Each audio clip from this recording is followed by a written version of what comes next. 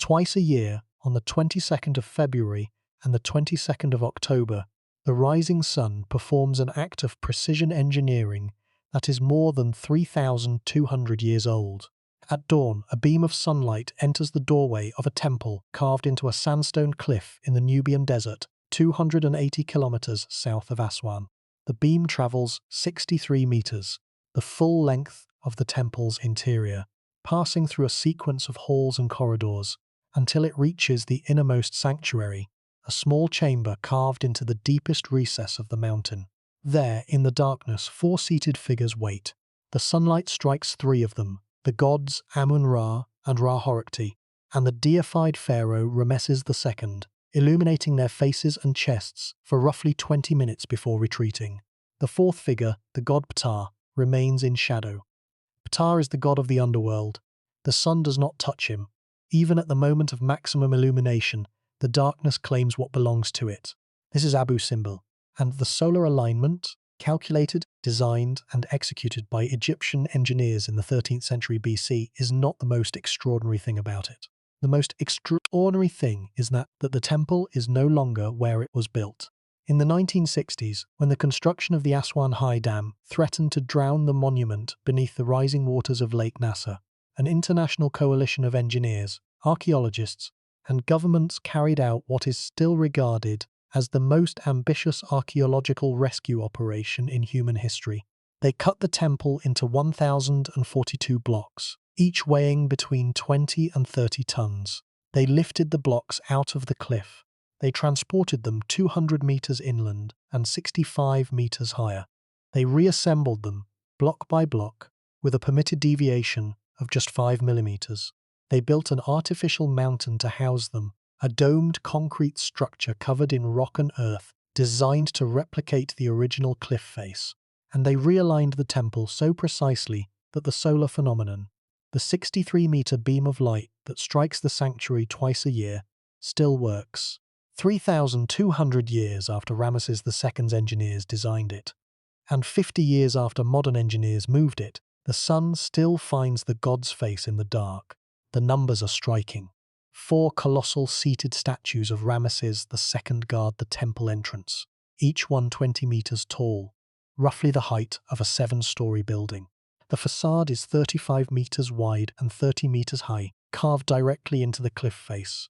The interior extends 63 meters into the mountain, through a sequence of halls, vestibules, and sanctuaries decorated with painted reliefs depicting the pharaoh's military victories, his divine nature, and his relationship with the gods. And beside the great temple, a second, smaller temple was carved for his principal wife, Queen Nefertari, one of the very few occasions in Egyptian history when a queen received a temple of her own. By the end of tonight, you're going to understand why Ramesses II built Abu Simbel in the depths of the Nubian desert, what the temple was designed to communicate to anyone who approached it, how a team of 20th century engineers accomplished the seemingly impossible task of moving a mountain, and why the thing that Ramesses built to last forever almost did not survive the 20th century. Before we get started, if you find these mysteries as fascinating as we do, take a second to like the video or subscribe. It's a simple action, but it helps this channel reach more curious minds like yours. Now, let's begin. To understand Abu Simbel, begin with the man who built it. Ramesses II. Ramesses the Great, as he is known to history, was the 3rd pharaoh of the 19th dynasty and arguably the most powerful ruler ancient Egypt ever produced. He came to the throne around 1279 BC and ruled for 66 years, the 2nd longest reign in Egyptian history. He fought the Hittites at Kadesh. He signed the world's first known peace treaty. He fathered more than 100 children by his many wives and concubines. He built more monuments than any other pharaoh. Temples, colossal statues, obelisks, and entire cities bore his name from the delta to the deepest reaches of Nubia. And he outlived most of his own children, dying at approximately 90 years of age, his body ravaged by arthritis and dental disease, but his ego entirely intact. Ramesses was not a modest man. His building program was the largest in Egyptian history, not because he was the wealthiest pharaoh. Amenhotep III may have been richer, and not because he was the most militarily successful. Thutmose III conquered more territory, but because he understood, better than any pharaoh before or since, the power of monumental architecture as political propaganda. Ramesses did not merely build temples. He built advertisements, three-dimensional billboards, carved in stone, proclaiming his divine nature, his military prowess, and his eternal dominion over the lands of the Nile. And the largest, the most remote, and the most spectacular of these advertisements was Abu Simbel. The location was deliberate. Abu Simbel sits near the second cataract of the Nile, at the border between Lower Nubia and Upper Nubia, the frontier of Egyptian power, the edge of the known world, the point beyond which the river entered territories that were controlled by Egypt, but not fully Egyptian. Nubia was vital to Egypt. It was the source of gold. The gold that funded the pharaoh's building program, that paid his soldiers, that decorated his temples, that accompanied him into the afterlife. The gold mines of Nubia were the most productive in the ancient world, and Egypt's control of those mines was the foundation of its wealth. But Nubia was also restive. The Nubian peoples, the Medjay, the Nessi, the cultures of Kerma and Kush, had their own traditions, their own rulers, their own identities. Egyptian domination was maintained through a combination of military force, economic incentive, and cultural assimilation.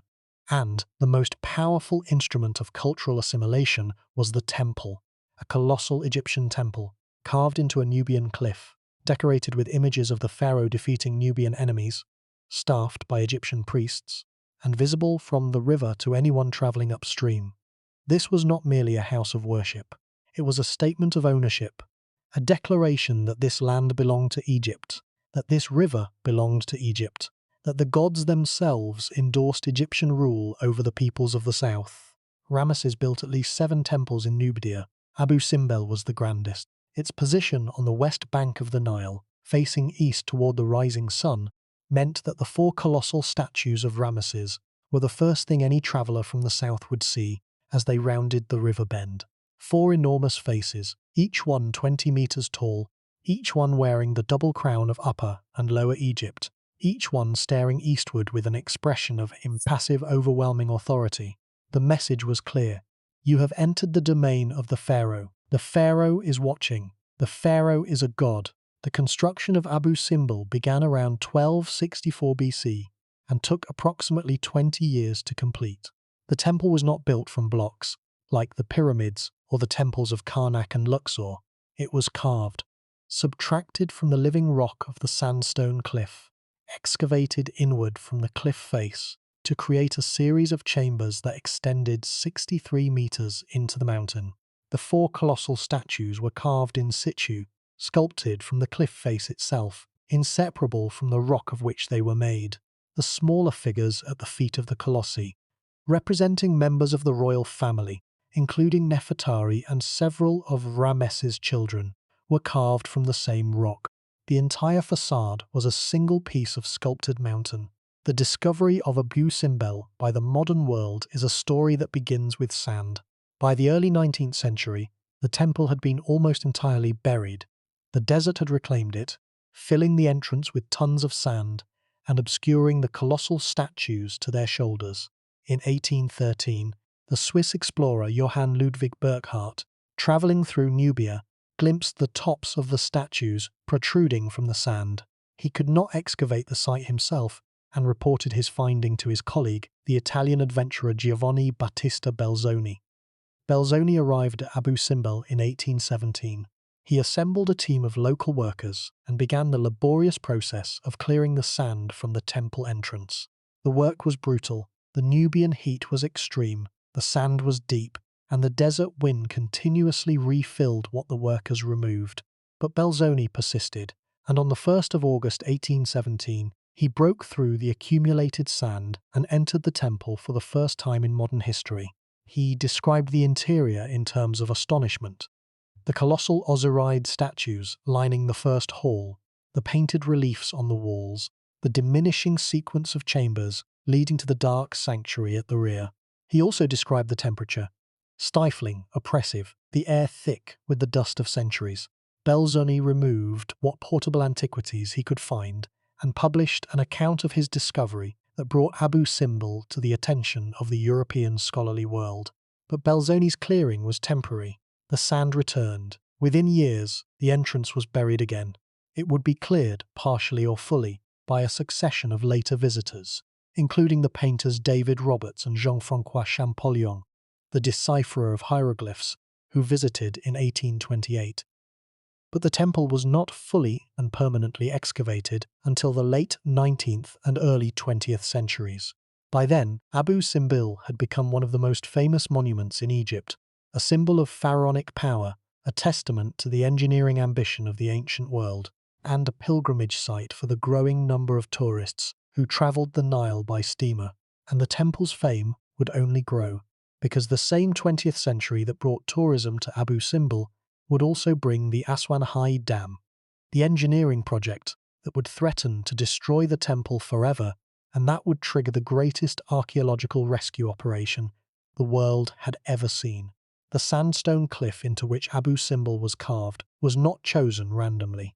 The site was selected for a combination of geological, geographical, and astronomical reasons that reveal the sophistication of Ramesses' planning team.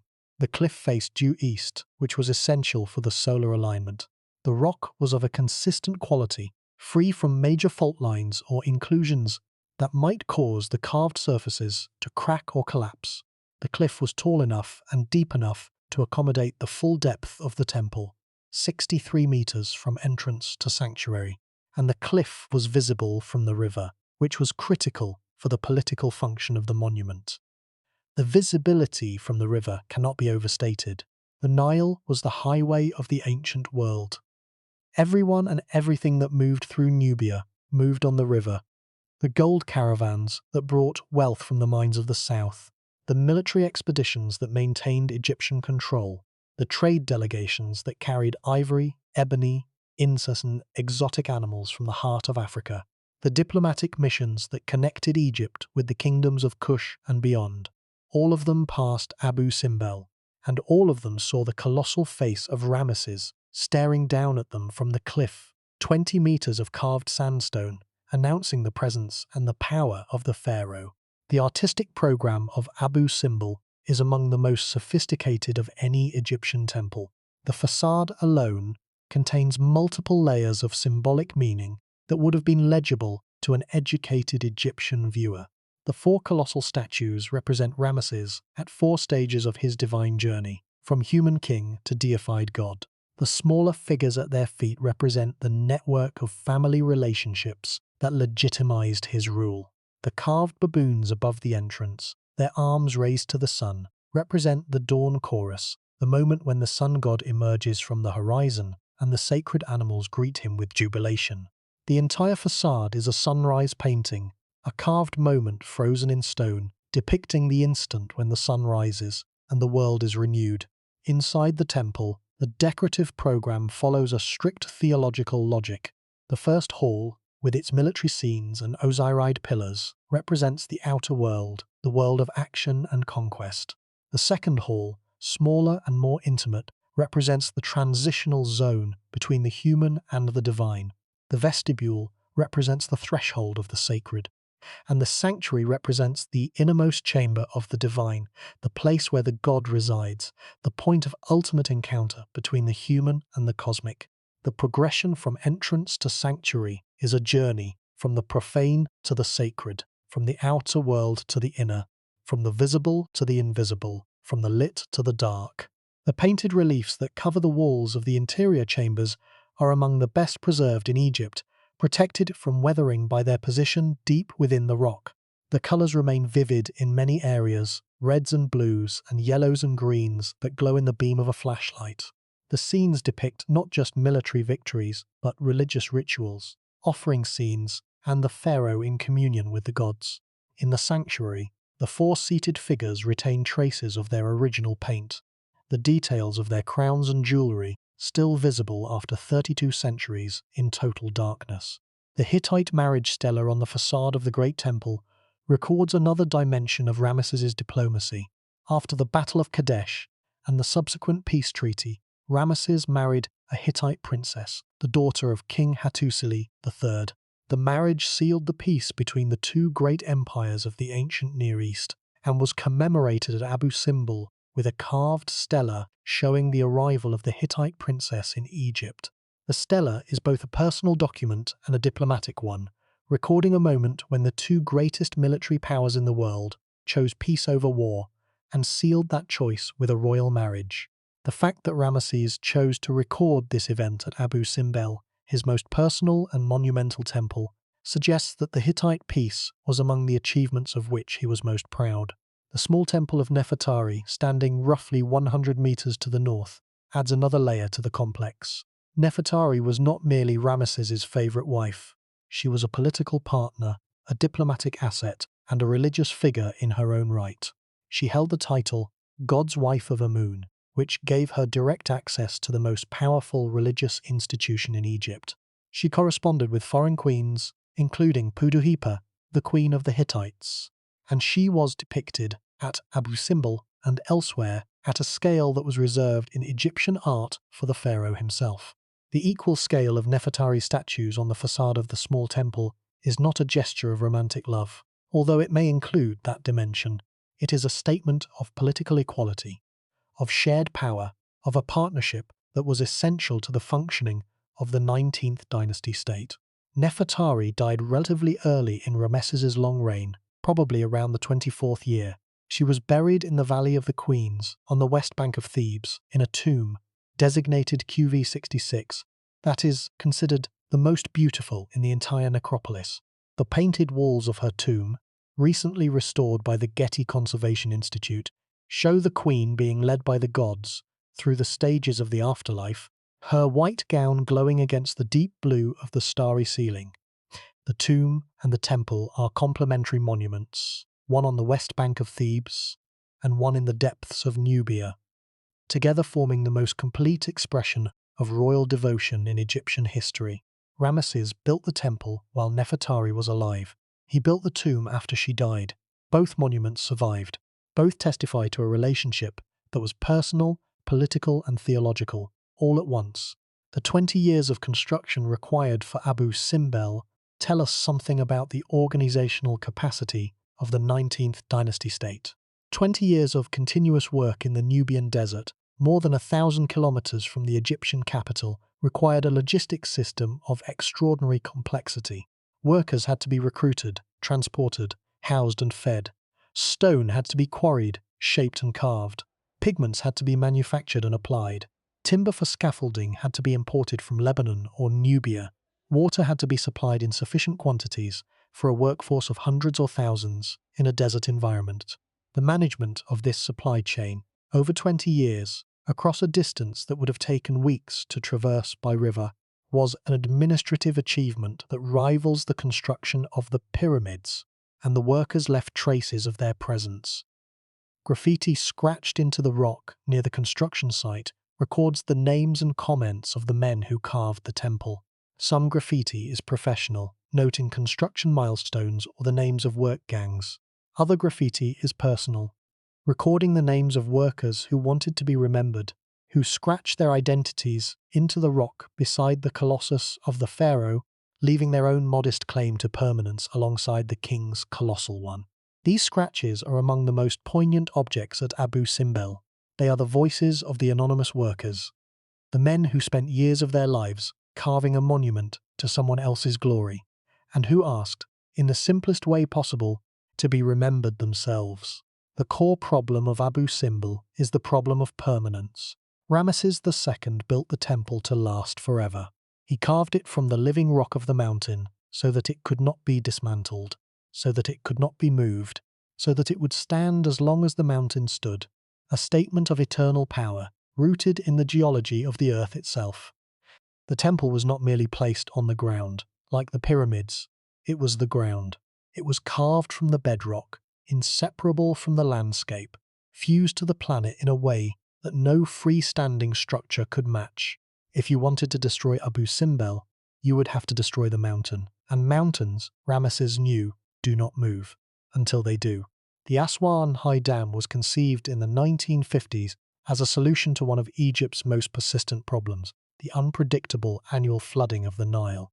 The dam, to be built at Aswan would create a vast reservoir, Lake Nasser, that would store the flood waters and release them in a controlled, predictable manner, enabling year-round irrigation, hydroelectric power generation, and flood control.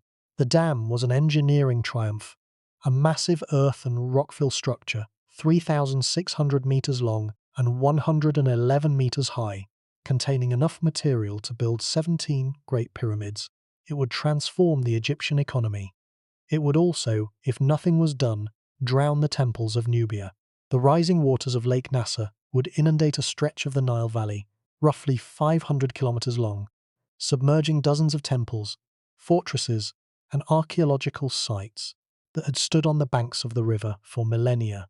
Abu Simbel, located 280 kilometers south of Aswan, was directly in the flood zone. The waters would rise to a level that would submerge the temple entirely. The colossal statues, the painted halls, the solar-aligned sanctuary, all of it swallowed by an artificial lake. Ramesses' eternal monument, carved from a mountain to endure forever, would be destroyed not by an enemy but by an ally, by the Egyptian government itself in pursuit of economic development. The threat was recognized early. In 1959, the Egyptian and Sudanese governments appealed to UNESCO for help. The response was extraordinary. The largest international heritage rescue campaign in history, involving more than 50 nations, hundreds of engineers and archaeologists, and a budget that would eventually reach the equivalent of $300 million in modern currency. The campaign, launched in 1960, was not merely an engineering project.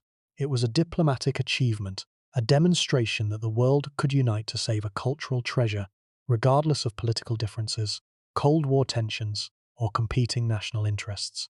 Several proposals were considered for saving Abu Simbel. One involved building a dam around the temples, a protective coffer dam that would hold back the waters of Lake Nasser while the temples remained in their original position. Another proposed raising the temples on hydraulic jacks, lifting the entire cliff face, intact, to a higher elevation. A third, the most radical, proposed cutting the temples out of the cliff and moving them to higher ground. The third option was chosen. It was also the most dangerous. The temples were carved from soft Nubian sandstone, a porous, friable rock that cracks under pressure and crumbles when exposed to moisture. Cutting the sandstone into transportable blocks risked shattering the very reliefs and statues that the operation was designed to save. A single misplaced saw cut could destroy a 3,000-year-old carved surface. The margin for error was, in the most literal sense, millimeters. The operation began in 1964. The first step was to remove the rock above the temples, hundreds of thousands of tons of cliff face that had to be excavated before the temples themselves could be reached. This was done with controlled blasting and mechanical excavation, working from the top of the cliff downward, peeling away the mountain in layers until the roof of the temple was exposed. Then came the cutting, using hand-operated saws, not mechanical saws, which would have generated too much vibration. The workers cut the temple into 1,042 blocks. Each block was numbered, catalogued, and photographed before being lifted by crane and transported to a staging area. The saw cuts were made through the joints between the original construction stones, wherever possible, but in many cases, the cuts had to pass through carved surfaces. The cuts were made as thin as possible, roughly 6 millimeters wide, and the surfaces on either side of each cut were carefully protected. The blocks were transported 200 meters inland and 65 meters higher to the new site, a carefully prepared platform on a hilltop above the floodline of Lake Nasser. There, they were reassembled in their original configuration, the joints filled with a synthetic resin, the surfaces cleaned and restored. The permitted deviation was 5 millimeters. The actual precision achieved was, in most cases, better than that. But reassembling the blocks was only half the challenge. The temples had originally been carved into a cliff, a natural rock face that gave the facade its monumental setting. At the new site, there was no cliff. The temples, standing on a bare hilltop, would have looked absurdly exposed, like a row of giant statues abandoned in a parking lot. The solution was to build an artificial cliff, a massive domed concrete structure, designed by the Swedish engineering firm Vatten Byggnadsbyrån. that would enclose the temples from behind and above. The dome was then covered with rock and earth, sculpted to resemble the original cliff face. From a distance, the effect is convincing. The temples appear to be carved into a natural hill.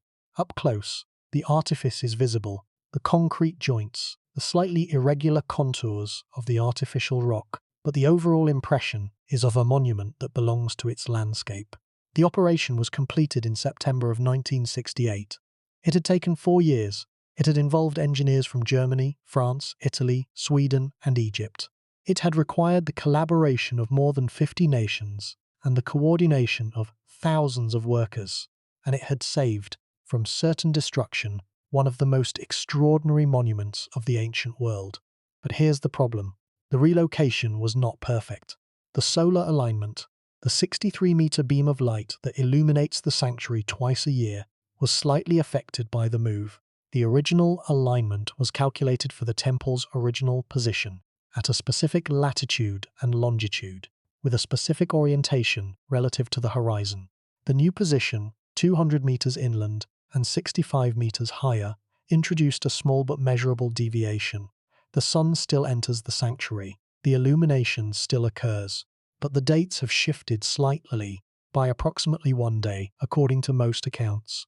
The alignment now occurs on the 21st or the 22nd of February and October, rather than on the precise dates that the original builders intended.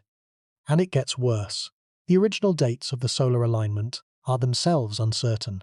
Some scholars have proposed that the February and October dates correspond to the anniversary of Ramesses II's coronation and his birthday, making the solar alignment a cosmic tribute to the pharaoh, a moment when the gods themselves honored the king by illuminating his statue with the light of the rising sun.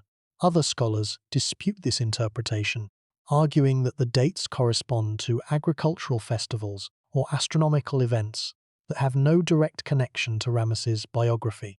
Without a contemporary inscription explaining the alignment, the original purpose remains. Like so much about Abu Simbel, a matter of informed speculation, the international response to the Abu Simbel crisis was shaped by the political context of the 1960s. The Cold War was at its height.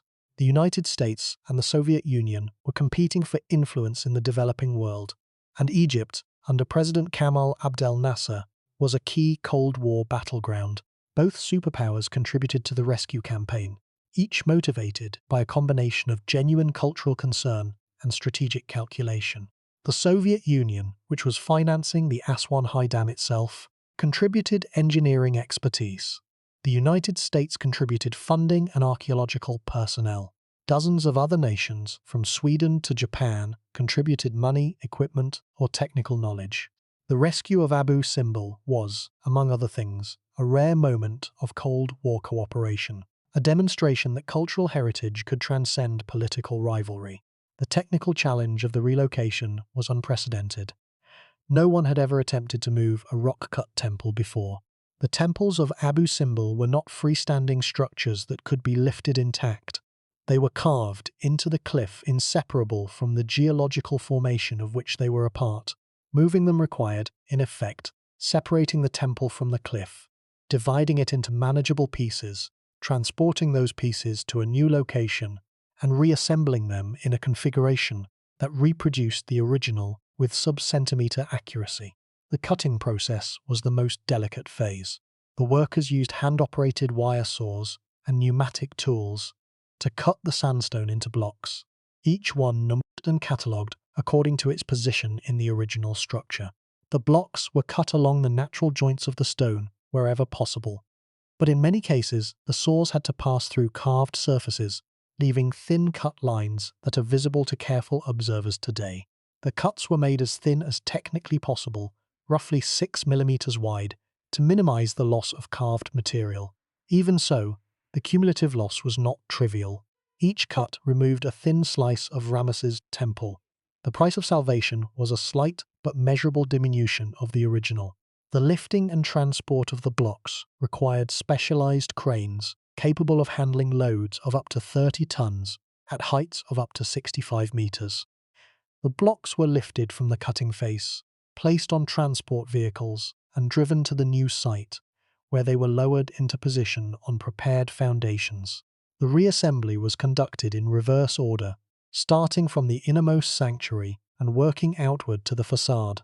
This sequence ensured that the most sacred and most delicate elements of the temple were protected from the elements for as long as possible during the construction process. The construction of the artificial hill was the final, and in some ways the most challenging phase. The original temple had been embedded in a natural cliff, a geological formation that provided structural support, thermal insulation, and visual context. The new site had no cliff. A massive reinforced concrete dome was constructed behind and above the reassembled temple blocks, creating an enclosed space that replicated the structural function of the original cliff. The dome was then covered with thousands of tons of rock and earth, sculpted to approximate the appearance of a natural hillside. The result, viewed from a distance, is convincing. The temple appears to be carved into a real hill, but the hill is artificial, the dome is concrete, and the deception, however skillful, is a deception nonetheless.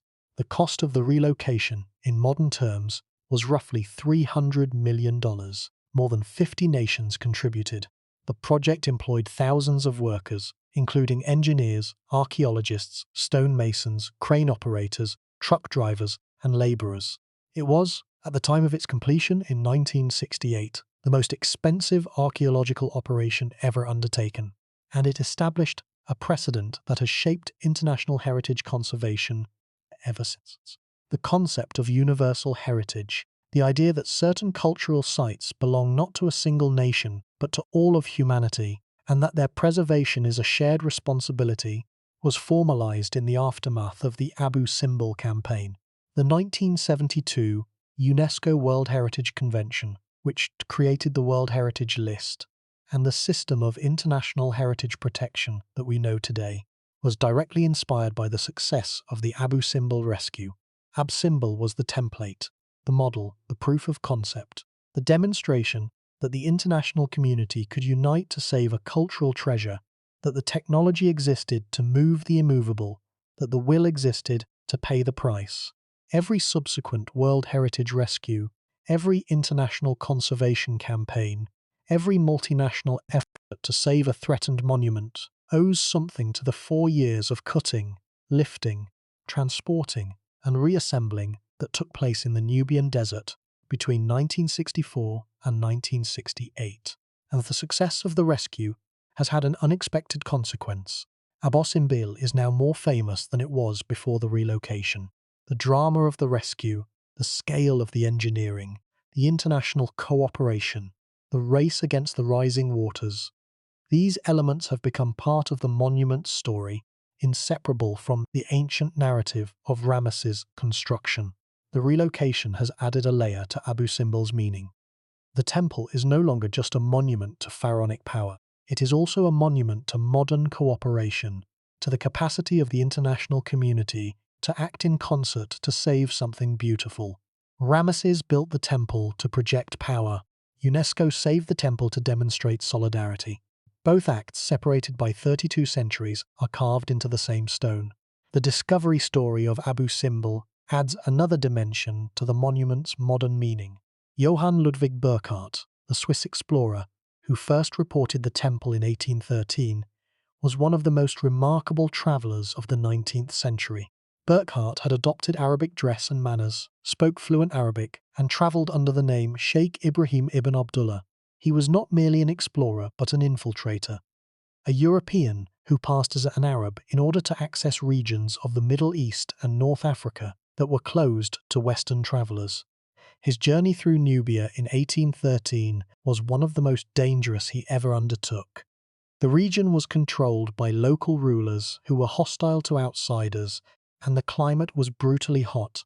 When Burckhardt rounded the river bend at Abu Simbel and saw the tops of the colossal statues protruding from the sand, he was unable to excavate the site himself. He had neither the workforce nor the resources, but he recognized immediately that he had found something extraordinary, a temple of monumental scale, buried by the desert, unknown to the modern world.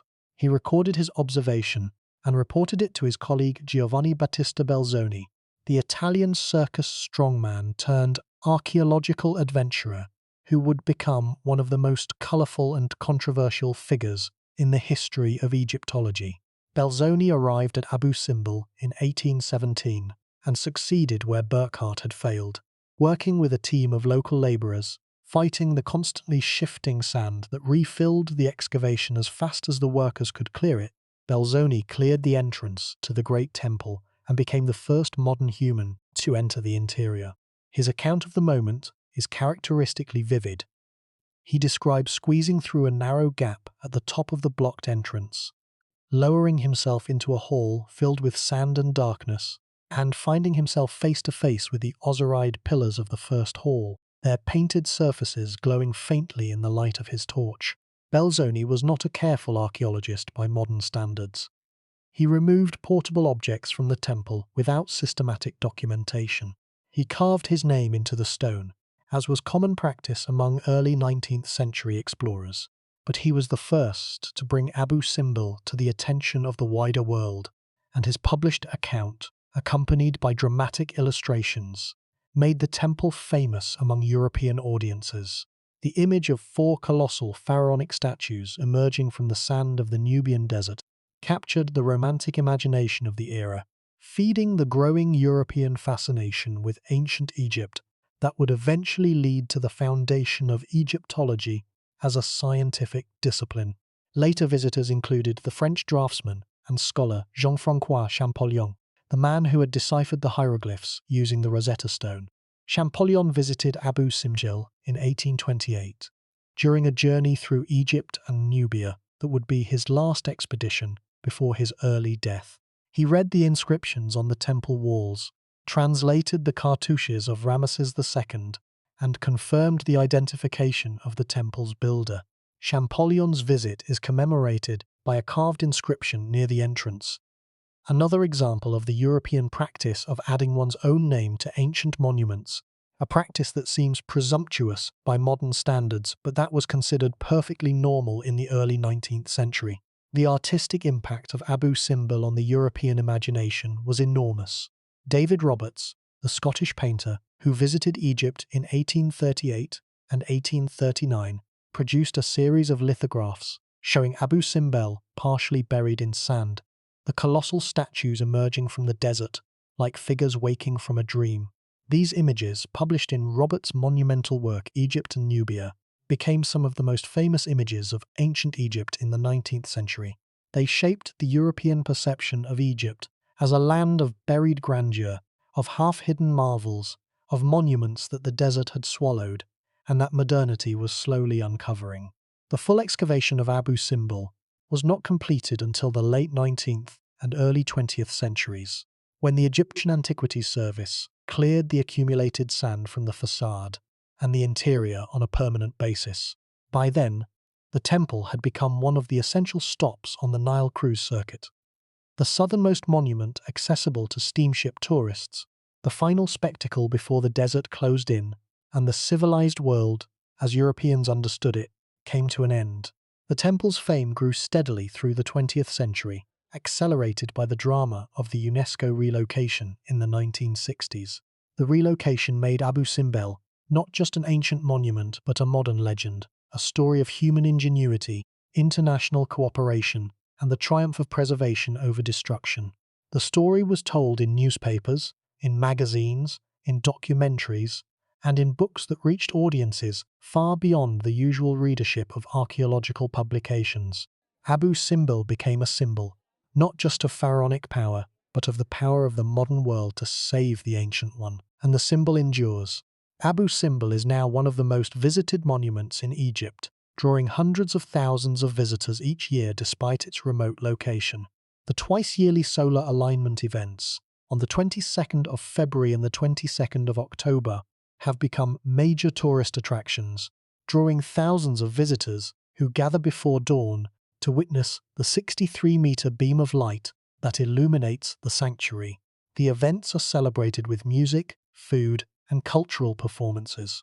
They have become, in a sense, modern festivals, annual celebrations of a 3,200-year-old astronomical event, attended by visitors from around the world, held at a monument that has been moved from its original position but that continues to function exactly as its builders intended.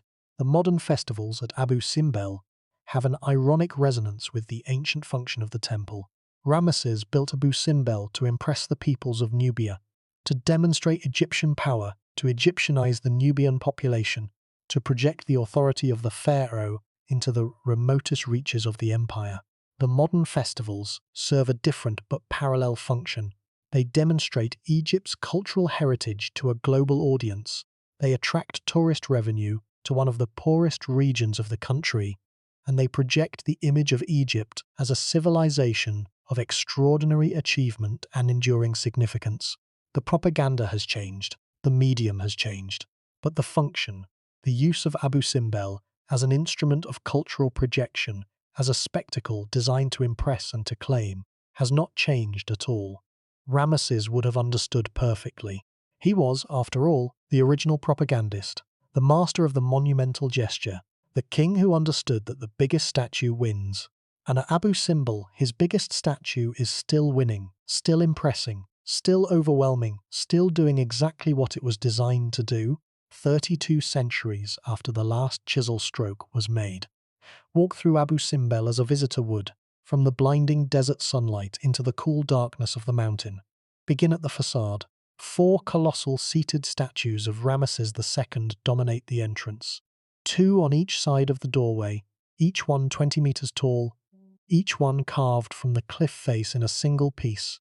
The figures sit on thrones, their hands resting on their knees, their faces gazing eastward toward the sunrise. They wear the double crown of Upper and Lower Egypt, the white hedjet crown of the south, nested inside the red deshret crown of the north, symbolizing the king's dominion over the entire Nile Valley.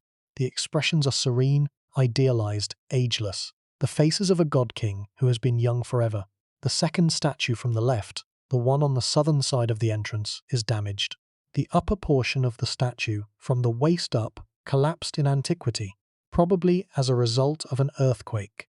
The fallen fragments lie at the base of the cliff, where they have remained for more than 3,000 years. During the relocation, the decision was made not to reconstruct the damaged statue, to preserve the ruin as it was, as part of the monument's history. The 3 intact colossi stand with their shattered companion, a reminder that even Ramesses could not build beyond the reach of seismic forces. Smaller figures are carved at the feet of the colossi, members of the royal family, rendered at a fraction of the king's scale. Nefertari, Ramesses' principal wife, stands beside his left leg. His mother, Queen Tuya, stands beside his right. Various children, princes and princesses, are arranged between and around the giant legs. The hieratic scaling is deliberate. The king is largest because the king is most important. The family members are smaller because their status derives from their relationship to him, not from their own authority. Above the entrance, a carved figure of the falcon-headed god Ra-Horakhti stands in a niche, his sundisk on his head, the scepter in one hand, the figure of the goddess Mart in the other. This image is not merely decorative, it is a rebus, a visual puzzle that spells out one of Ramesses' throne names. User Mart Ra, the justice of Ra, is powerful. The facade of Abu Simbel is not just a portrait of the king. It is a theological statement, a political declaration, and a written text, all rendered in stone at a scale visible from the river. Pass through the entrance and enter the first hall, the Great Hypostyle Hall, supported by 8 colossal osiride pillars, each one depicting Ramesses in the pose of Osiris, the god of the dead. The figures stand 10 meters tall, their arms crossed over their chests, holding the crook and flail of kingship. The effect is imposing. 8 identical figures of the deified king, standing in 2 rows, creating a corridor of divine authority that draws the visitor deeper into the mountain. The walls of the first hall are covered with painted reliefs depicting Ramesses' military campaigns. The most prominent and the most propagandistic is the depiction of the Battle of Kadesh, fought against the Hittite Empire around 1274 BC. The battle, which took place near the Orontes River in what is now Syria, was one of the largest chariot battles in ancient history. The Egyptian account, carved at Abu Simbel and at several other temples, presents the battle as an overwhelming Egyptian victory. Ramesses, alone in his chariot, personally routing the Hittite forces after his army was ambushed. In reality, the battle was more likely a draw. The Hittites retained control of Kadesh, and the two empires eventually signed a peace treaty that divided the Levant between them. But the purpose of the Abu Simbel reliefs is not historical accuracy, it is propaganda. The reliefs are designed to impress upon the Nubian population, who would have seen the temple as they travelled the Nile, the military invincibility of the pharaoh. The message is simple. Ramesses defeats all enemies. Ramesses is a warrior god. Resistance is futile. The reliefs serve the same function as the colossal statues outside. They are instruments of political power, designed to pacify and assimilate the peoples of Nubia through the sheer overwhelming force of visual propaganda. Beyond the first hall, a second, smaller hall leads to a vestibule and then to the sanctuary, the innermost chamber, the holiest space, the room where the solar alignment performs its annual miracle. 4 seated statues occupy the sanctuary: Ptah Amun-Ra, the deified Ramesses II, and Ra-Horakhti. They sit in a row, side by side, carved from the rear wall of the chamber, facing east toward the entrance 63 meters away. For 363 days of the year, they sit in total darkness. For 2 days, the 22nd of February and the 22nd of October, the sun finds them. The solar alignment is not an accident. It is a calculated astronomical phenomenon, designed by engineers who understood the geometry of the sun's annual path across the sky, who knew the latitude of the temple site, who could predict, with astonishing precision, the angle at which the sun's rays would enter the temple doorway on specific days of the year. The alignment required the temple's axis to be oriented along a specific compass bearing, a bearing determined not by the geology of the cliff, but by the position of the sun on the horizon at the designated moments. The engineers chose the cliff for its orientation. They carved the temple along the axis that the sun dictated, and the result is a 63-meter corridor of light that works, to this day, with the precision of a sundial. Now walk back outside and follow the cliff face roughly 100 meters to the north. Here stands the small temple. The temple of Nefertari, dedicated to the goddess Hathor and to the queen who was Hathor's earthly counterpart. The small temple is smaller than the great temple. Its facade is 12 meters high, with 6 standing statues, each 10 meters tall, 4 of Ramesses and 2 of Nefertari. This is extraordinary. In Egyptian art, queens are almost never depicted at the same scale as kings. Nefertari stands the same height as Ramesses, a visual equality that is virtually unprecedented in pharaonic art. Ramesses inscribed the facade with a text that states, "He for whom the sun shines has made this temple by cutting in the rock of the mountain an eternal work for the chief queen Nefertari, beloved of Mut in Nubia forever and ever. Nefertari, for whose sake the very sun does shine." That last phrase, "for whose sake the very sun does shine," is one of the most famous expressions of royal devotion in Egyptian literature. It is carved on a cliff face in the Nubian desert, 3,200 years old, and it still has the power to move. The interior of the small temple is simpler than the great temple, a single hypostyle hall with 6 Hathor-headed pillars, leading to a vestibule and a sanctuary containing a carved image of Hathor as a cow emerging from the rock. The reliefs show Nefertari making offerings to the gods alongside Ramesses, a partnership in worship that mirrors the partnership in life. The temple is both a tribute to the queen and a statement about the nature of royal marriage in the 19th dynasty. A partnership that was theological as well as personal, divine as well as human. The two temples together, the great temple of Ramesses and the small temple of Nefertari, form a complementary pair. One faces the sunrise, the other faces the sunrise. One honors the king, the other honors the queen. One depicts military victory, the other depicts domestic devotion. Together they present a complete picture of 19th dynasty royal ideology, the pharaoh as warrior and worshipper, as conqueror and husband, as god and man. And both of them, both the great temple and the small temple, were saved by the UNESCO relocation. Both were cut into blocks. Both were transported. Both were reassembled.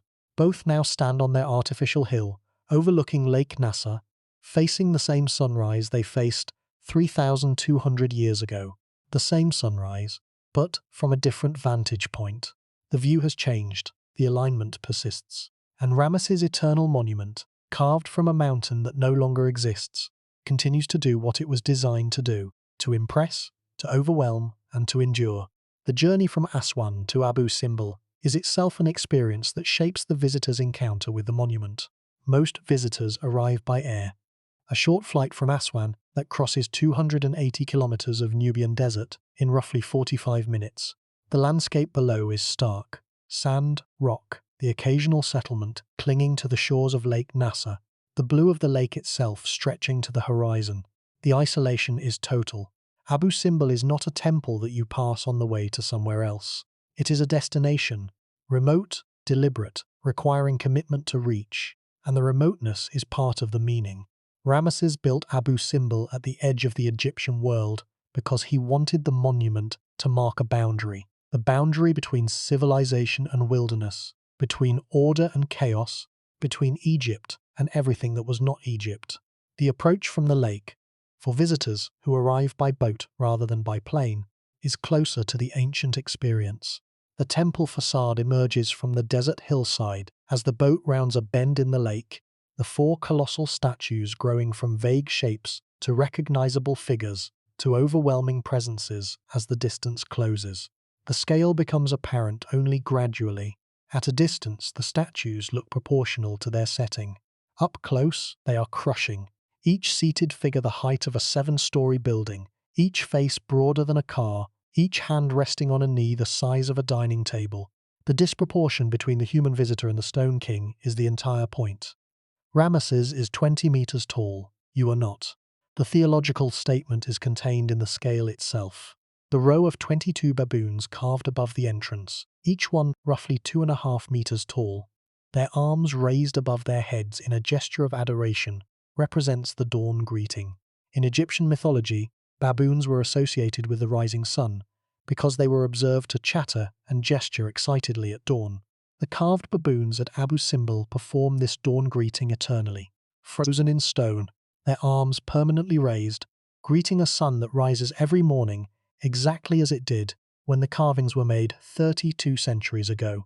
Inside the great temple, the 8 Osirid pillars of the first hall create an atmosphere that is both solemn and intimidating. Each pillar shows Ramesses in the form of Osiris, the god of the dead and the afterlife, with his arms crossed over his chest, holding the crook and flail of kingship. The pillars on the north side show Ramesses wearing the white crown of Upper Egypt. The pillars on the south side show him wearing the double crown. The distinction is deliberate. The north side of the temple is associated with Lower Egypt, the south with Upper Egypt, and the crown iconography reflects this cosmic geography. The temple interior is a map of Egypt, its two halves represented by the 2 rows of pillars, its unity represented by the single axis that runs between them toward the sanctuary. The Battle of Kadesh reliefs on the walls of the first hall are the most detailed military narrative in Egyptian art. They show the entire sequence of the battle: the Egyptian army on the march, the Hittite ambush, the rout of the Egyptian camp, and the personal intervention of Ramesses, who is shown fighting alone against the Hittite chariot corps while his terrified soldiers flee. The narrative is heroic, dramatic, and almost certainly exaggerated. The Egyptian account presents Kadesh as an overwhelming victory. The Hittite account, recovered from cuneiform tablets at Hattusa in modern Turkey, presents a different picture, one of mutual exhaustion and strategic withdrawal. The truth, as usual, lies somewhere between the two accounts. But the Abu Simbel reliefs are not interested in truth, they are interested in glory. And the glory of Ramesses, depicted in painted stone on the walls of his most personal temple, is absolute, unchallenged, and eternal.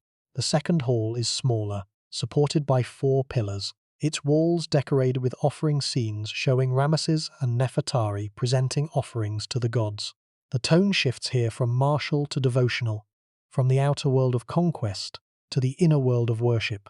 The figures are smaller, more intimate, more focused on the relationship between the king and the divine.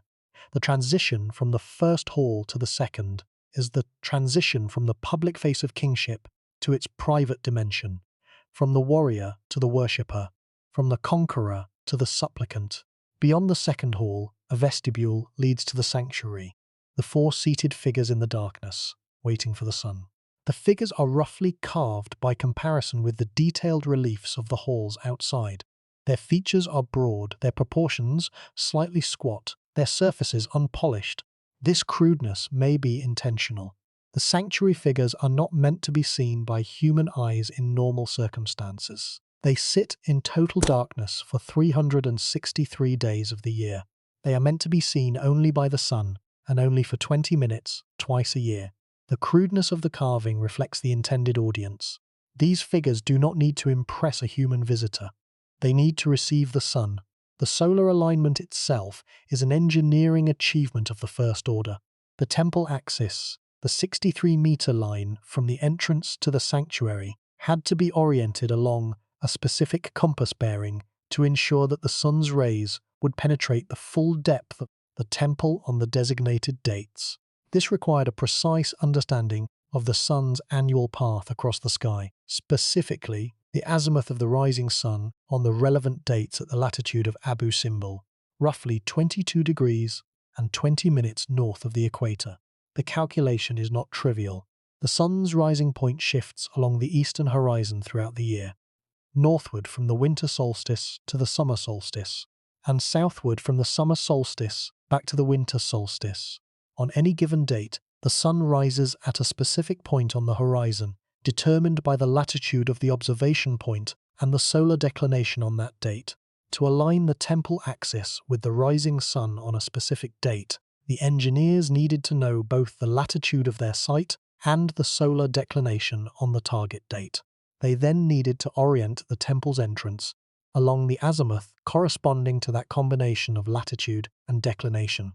That the Egyptians could perform this calculation more than 3,200 years ago, without telescopes, without calculators, and without a precise model of the Earth's orbital mechanics, is remarkable. It implies a level of observational astronomy that is often underestimated in popular accounts of ancient Egypt. The Egyptians may not have had a mathematical theory of solar motion, but they had generations of systematic observation, centuries of watching the sun rise and set, recording its position on the horizon at different times of year, and building up an empirical database of solar positions that was accurate enough to design a 63-meter solar alignment to within a day's precision. The alignment was tested during the relocation. The engineers who reassembled the temple at its new site used modern astronomical calculations to verify that the solar alignment would still function at the new position. They found that the shift in latitude and elevation introduced by the relocation was small enough that the alignment would be preserved to within approximately 1 day.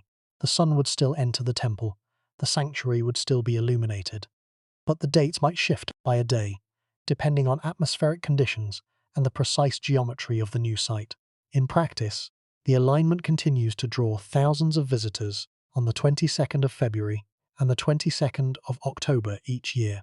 The event has become a modern festival, a celebration of ancient engineering, of international cooperation, and of the enduring power of a 3,200-year-old idea.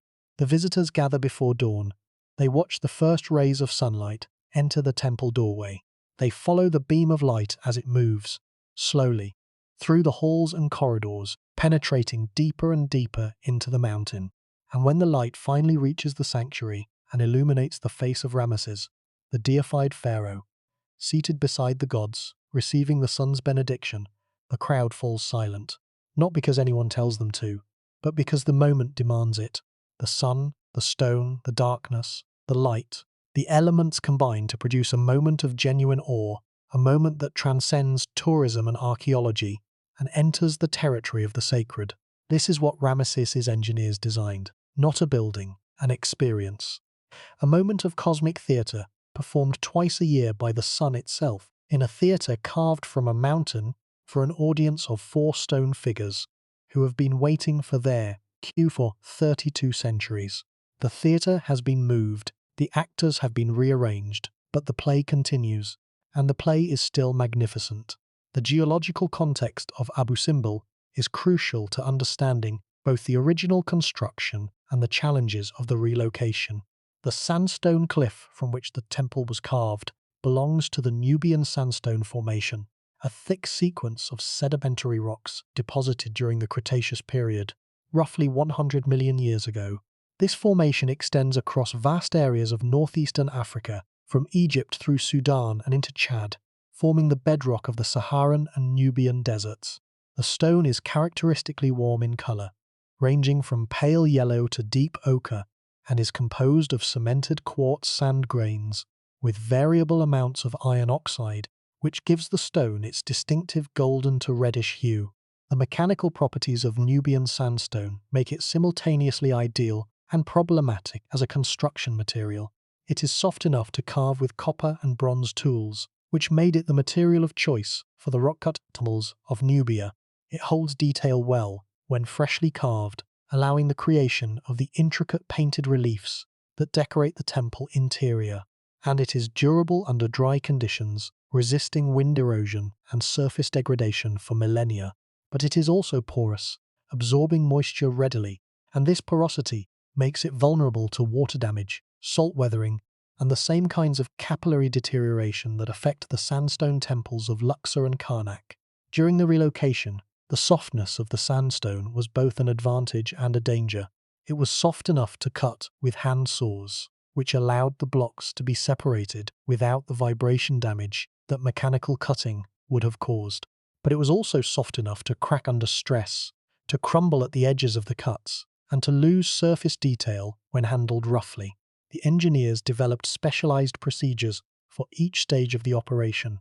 The saw blades were fitted with diamond-tipped teeth to minimize tearing. The blocks were supported by temporary steel frames during lifting to prevent flexion. The cut surfaces were sealed with synthetic resin to prevent moisture ingress, and the reassembled joints were filled with a matching morite compound that was designed to mimic the mechanical properties of the original stone. The artificial dome that now encloses the temple from behind is an engineering marvel in its own right. It spans roughly 60 meters across its widest dimension and rises to a height of approximately 25 meters above the temple roof. The dome is constructed from reinforced concrete panels, each one carefully shaped to follow the interior contour of the space. The panels were assembled on site and covered with an insulating layer of sand and rubble, topped by the boulders and earth that create the appearance of a natural hillside. The dome serves three critical functions. It provides structural support for the reassembled temple blocks, replacing the geological support that the original cliff provided. It protects the interior from rainfall and temperature extremes, and it conceals the artificial nature of the construction, maintaining the visual illusion that the temple is carved into a natural rock formation. The environmental conditions inside the dome are significantly different from the conditions inside the original cliff. The original rock provided massive thermal inertia, keeping the temple interior cool in summer and relatively warm in winter. The concrete dome, with its thinner walls and its insulating blanket of rubble, provides less thermal stability. Temperature and humidity fluctuations inside the relocated temple are greater than they would have been in the original setting. These fluctuations accelerate the deterioration of the painted surfaces and the carved reliefs. Conservation teams monitor the interior conditions continuously, using sensors placed throughout the temple to track temperature, humidity, and the concentration of salts in the stone surface. The painted reliefs inside Abu Simbel are among the best preserved in Egypt, thanks to the protection provided by their position deep within the original cliff. The colors are remarkably vivid in many areas. Reds derived from iron oxide, blues from copper compounds or imported lapis lazuli, yellows from ochre, greens from malachite. The paint was applied to a thin layer of plaster that was smoothed over the carved sandstone surface, and the plaster, in many areas, remains firmly attached to the stone after 32 centuries. The preservation is not uniform. In some areas, the plaster has flaked away, taking the paint with it. In others, moisture damage has caused the pigments to fade or migrate. But overall, the painted interior of Abu Simbel is one of the most complete examples of New Kingdom temple painting that survives. The conservation of these painted surfaces is an ongoing concern. The relocation introduced new stresses, the cut joints, the different humidity regime, the vibrations from tourism that the original setting did not present. and the increasing volume of tourist traffic, while economically beneficial to the region, introduces moisture, carbon dioxide, and particulate matter that contribute to the deterioration of the painted surfaces. Visitor numbers are now managed through timed entry tickets and restrictions on photography, which reduces the use of flash units that can damage pigments. But the fundamental tension between access and preservation remains unresolved. Every visitor who enters Abu Simbel contributes, however marginally, to the deterioration of the surfaces they have come to see. This tension is the universal dilemma of heritage tourism. The monuments survive because people value them. People value them because they can see them. Seeing them causes damage. The damage threatens survival. The cycle is self-reinforcing and ultimately self-defeating.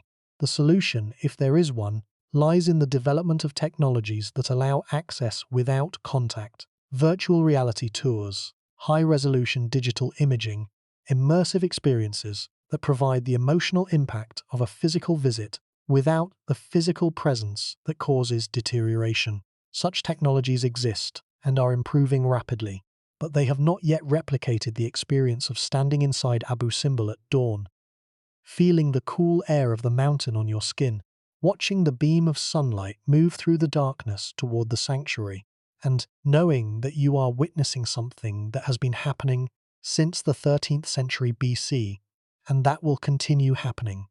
If the stone and the dome and the alignment hold for centuries to come, that experience cannot be replicated. It can only be shared, and sharing it requires being there, physically present, breathing the same air as the statues, casting a shadow on the same floor. The dilemma is real, the solution is not obvious, and the temple, indifferent to the debate, continues to do what it has always done. It faces east, it waits for the sun, and it endures. The construction workforce at Abu Simbel would have included a diverse range of specialists, quarrymen, who understood the geology of the sandstone and could predict where the rock would cleave cleanly, sculptors who could carve the colossal statues from rough-cut surfaces to smooth, finished portraits, painters who could apply pigments to plaster in the darkness of the interior chambers, astronomers who calculated the solar alignment, architects who designed the internal layout, and administrators who managed the entire operation across 20 years of continuous work in one of the most inhospitable environments on Earth. The management of the water supply alone was a significant logistical challenge. Abu Simbel is located in one of the driest regions of the Saharan Desert. Rainfall is virtually zero. The only reliable water source was the Nile, which flowed past the temple site, but which was subject to seasonal variations in level that could make access to the riverbank difficult during the low water season. The workforce required water not only for drinking and cooking, but for the construction process itself, for mixing plaster, for wetting stone surfaces before carving, for cooling tools, and for suppressing the dust that the quarrying and cutting operations inevitably produced. The food supply was equally challenging. The Nubian desert produced almost nothing edible. Food had to be transported from Egypt proper, a journey of several weeks by river from the agricultural heartland of the Nile Valley. Bread, beer, meat, vegetables, and fruit had to be provisioned in sufficient quantities to feed a workforce of hundreds or thousands for the entire construction period. The provisioning records for Abu Simbel have not survived, but comparable records from other New Kingdom construction projects, including the workers' village at Deir el Medina, which housed the artisans who decorated the royal tombs in the Valley of the Kings, give us a detailed picture of the quantities involved. Each worker received a daily ration of bread and beer, supplemented by meat, fish, vegetables, and occasional luxury items like honey and wine, multiplied across a workforce of several hundred over a period of 20 years. The total provisioning requirement was enormous. The labor force was not composed of slaves. This misconception, rooted in biblical narratives and Hollywood films, has been decisively rejected by modern archaeology. The workers who built Abu Simbel, like the workers who built the pyramids and the other great monuments of pharaonic Egypt, were skilled professionals, trained craftsmen, organized into work gangs with names and identities, paid in rations, and rewarded with privileges. They worked under conditions that were difficult but not inhumane. They received medical care. They had days off. They were allowed to petition for improved conditions, and they took pride in their work. The graffiti scratched into the rock near the construction site, in which workers recorded their names and their gang affiliations, is evidence of a corporate identity and a professional pride that is inconsistent with slave labor. The organizational structure of the workforce was hierarchical but not rigid. At the top was the royal architect, the official who was responsible for the overall design of the temple and who reported directly to the pharaoh. Below the architect were the overseers, senior officials who supervised specific aspects of the construction, such as quarrying, carving, painting, and provisioning. Below the overseers were the foremen, experienced craftsmen who directed the work of individual gangs. And at the base were the workers themselves, quarrymen, sculptors, painters, laborers, and support staff who did the physical work of carving the temple from the mountain. The technology available to these workers was limited by modern standards, but highly effective for the task at hand. Copper and bronze tools, chisels, adzes, saws, and drills were used for the fine carving work. Wooden wedges, soaked in water to expand, were used to split large blocks of stone along predetermined lines. Plumb lines and set squares were used to ensure the vertical and horizontal accuracy of the carved surfaces, and rope and lever systems were used to lift and position heavy objects. The absence of iron tools. Iron was not widely available in Egypt until the late period, centuries after Abu Simbel was built, meant that the workers were carving one of the hardest available building stones with some of the softest available tools. The copper chisels wore down quickly and had to be resharpened frequently. A task performed by specialist metalworkers who accompanied the construction gangs and maintained a constant supply of sharp tools. The fact that these workers, with these tools, in this environment, produced a temple of Abu Simbel caliber, with its colossal statues, its precise solar alignment, its exquisite painted reliefs, and its 63-meter internal axis, is one of the most impressive achievements in the history of human craftsmanship. The Parthenon was built with iron tools on a hilltop in a temperate climate by a civilization that had access to advanced mathematics and philosophy. Abu Simbel was built with copper tools in a desert furnace by a civilization that had no formal mathematical theory, but that possessed an empirical mastery of engineering, astronomy, and artistic technique that was, in practical terms, every bit as sophisticated. The 20 years of construction at Abu Simbel represent roughly one-third of Ramesses II's reign. The temple was not a marginal project. It was one of the defining achievements of the most building-intensive reign in Egyptian history. And the fact that Ramesses chose to invest 20 years of labor, material, and administrative effort in a temple at the remote southern frontier of his empire tells us something about his priorities. Abu Simbel was not built for the convenience of the Theban court. It was built for the edge, for the boundary, for the frontier, for the place where Egypt ended and the unknown began. The temple was a border marker, a boundary stone, a divine sentinel watching over the southern approach to the kingdom. And the fact that the pharaoh poured 20 years of resources into this sentinel tells us how seriously he took the defense of that boundary. Not just the military defense, but the cultural and theological defense that the temple represented. The temple proclaimed to anyone who approached from the south, "This is Egypt. These are our gods. This is our king. He is 20 meters tall. He defeated the Hittites at Kadesh. He has the favor of Amun-Ra and Ra-Horakhti and Ptah. He is eternal. And he is watching. 3,200 years later, he is still watching. The colossal statues still face east. The solar alignment still works. The painted reliefs still glow in the darkness.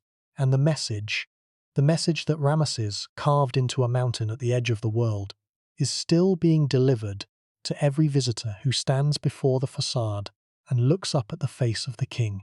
The message has survived the mountain. The message has survived the flood. The message has survived the cutting and the moving and the reassembly. The message, carved in sandstone by workers with copper tools 3,200 years ago, is still clear, still legible, still overwhelming. I am Ramesses, I am eternal, and the sun itself obeys me.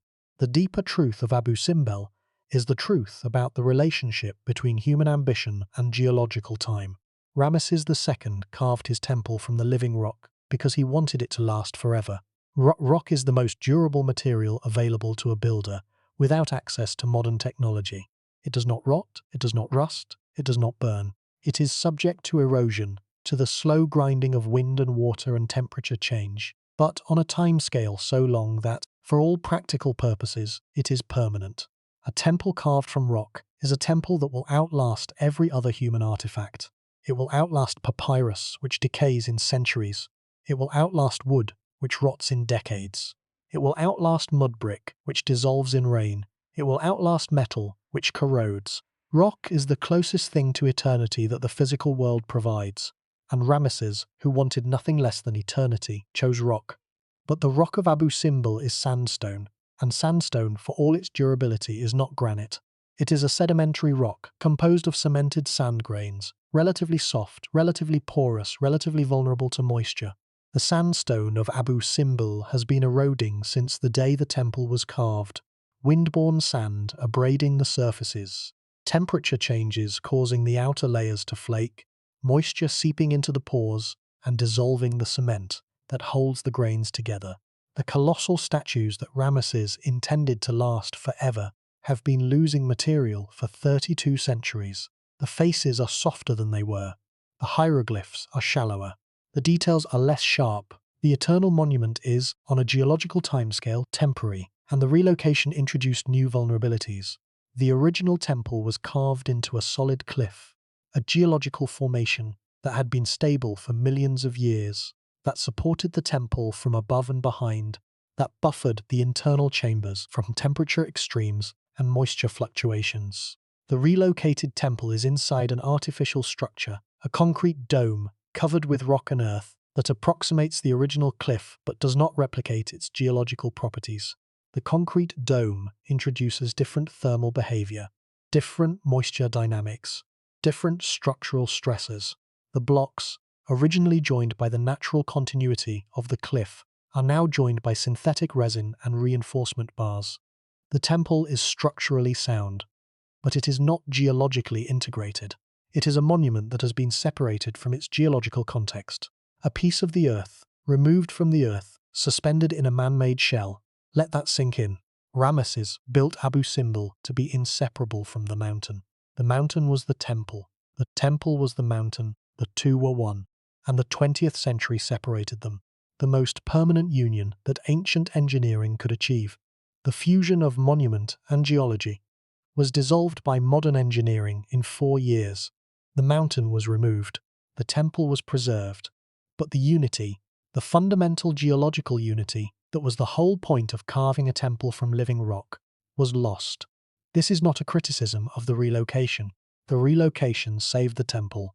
Without it, Abu Simbel would be at the bottom of Lake Nasser, invisible, inaccessible, destroyed. The choice was not between moving the temple and leaving it in place. The choice was between moving the temple and losing it forever. The engineers chose correctly, but the choice came at a cost. The cost of authenticity, of geological integrity, of the specific relationship between monument and landscape that Ramesses had spent 20 years creating. And this cost raises a philosophical question that haunts every heritage conservation project in the modern world. When you move a monument, is it still the same monument? The blocks are the same. The carvings are the same. The solar alignment still works. But the mountain is gone. The cliff is artificial. The view has changed. The relationship between the temple and the Nile. The river that was the reason for the temple's existence, the highway on which the Nubian travelers approached, the artery of gold that funded the pharaoh's building program, has been replaced by a relationship between the temple and Lake Nasser, an artificial lake that did not exist when the temple was built. This is not science fiction. This is the condition of Abu Simbel in the 21st century, a monument that is simultaneously authentic and artificial, ancient and modern, original and reconstructed. The blocks are Ramesses' blocks. The configuration is Ramesses' configuration. The solar alignment is Ramesses' solar alignment. But the setting is not Ramesses' setting. The cliff is not Ramesses' cliff. And the mountain that was supposed to last forever, the mountain that Ramesses fused with his monument to create something indestructible, is underwater. The destruction of the original site, the flooding of the cliff face from which Abu Simbel was carved, is the irony at the heart of the relocation story. The monument was saved. The context was destroyed. The temple survives. The mountain does not. And the meaning of the monument, the specific meaning that Ramesses intended, the meaning that depended on the temple being inseparable from the landscape, was altered, permanently and irreversibly, by the act of salvation. We mourn for the mountain, not because the mountain was beautiful. It was an ordinary sandstone cliff, unremarkable in every way except for the temple carved into its face. We mourn because the mountain was the point. The whole point of carving a temple from living rock was to make the temple and the rock one thing, inseparable, immovable, eternal. The relocation achieved the impossible. It moved the immovable, and in doing so, it proved that Ramesses's claim to eternity was, like all claims to eternity, contingent, not on the durability of stone, not on the precision of engineering, but on the stability of the world that the stone and the engineering inhabited. Change the world, and the eternal becomes temporary. Raise the river, and the mountain drowns. The philosophical implications of the Abu Simbel relocation extend beyond the question of authenticity. They touch on the fundamental relationship between human beings and the material world. The relationship that architecture is designed to mediate. Architecture is the art of making meaning from material. A wall is not just a wall. It is a boundary between inside and outside, between sacred and profane, between the protected and the exposed. A column is not just a structural support. It is a rhythm, a vertical accent that punctuates horizontal space, creating pattern, proportion, and visual music. A temple is not just a building. It is an argument, a three-dimensional assertion about the nature of the divine, the purpose of human existence, and the relationship between the two. Abu Simbel is all of these things, but it is also something more. It is a conversation, a dialogue between human ambition and geological reality, between the desire for permanence and the indifference of the physical world. Ramesses carved his temple from living rock because he wanted the temple and the rock to be one thing, inseparable, eternal, fused in a unity that no human force could dissolve. The 20th century engineers dissolved it. They proved that the unity was not eternal, that the inseparable could be separated, that the immovable could be moved. And yet the conversation continues. The temple, in its new location, still speaks. The colossal statues still overwhelm. The solar alignment still works. The painted reliefs still glow in the darkness. The sanctuary still receives the sun. The form has been preserved. The content has been maintained. The conversation between human ambition and the cosmos is still happening, in a different place, on a different hill, overlooking a different body of water, but with the same words, the same gestures, the same cosmic choreography that Ramesses commissioned 32 centuries ago. This continuity of conversation is the most remarkable thing about Abu Simbel, not the scale of the colossal statues, not the precision of the solar alignment, not the drama of the relocation, but the simple fact that the conversation is still happening, that a king who has been dead for 3,000 years is still speaking to the sun, and the sun is still answering. The medium has changed, the location has changed, but the dialogue, the annual exchange of light between a star and a stone face in the darkness, continues. We build monuments because we want to participate in conversations that outlast our individual lives. We carve names in stone because we want those names to be spoken after we are dead. We align temples to the sun because we want our buildings to interact with the cosmos after we have ceased to interact with anything. Abu Simbel is the most successful attempt at this kind of posthumous conversation in the history of human architecture. Ramesses has been dead for 3,100 years. He is still talking to the sun, and the sun is still listening. The fact that this conversation now takes place on a man-made hilltop, inside a man-made cliff, above a man-made lake, does not diminish it. If anything, it amplifies it, because the conversation has now survived not only the passage of 32 centuries, but the destruction of the landscape in which it was originally conducted. The cliff is gone, the river has changed, the desert has been flooded, and still the sun finds the face in the darkness. Still the light travels 63 meters through the stone. Still, the 20-minute illumination occurs, as precisely now as it did when the mountain was real and the river was natural, and the world was as Ramesses knew it. The conversation is more powerful than the landscape. The idea is more durable than the mountain. The alignment is more permanent than the cliff. And Ramesses, who built for eternity, but whose eternity has been rearranged by forces he could not have imagined, is still, stubbornly, magnificently, against all odds, eternal. Not because his stone is eternal. His stone has been cut, moved, and reassembled. Not because his mountain is eternal. His mountain is underwater. Not because his empire is eternal. His empire has been dust for millennia. But because his idea is eternal. The idea of a king and a son meeting in the darkness twice a year for as long as the sun rises and the stone holds, and someone, somewhere, cares enough to maintain the alignment.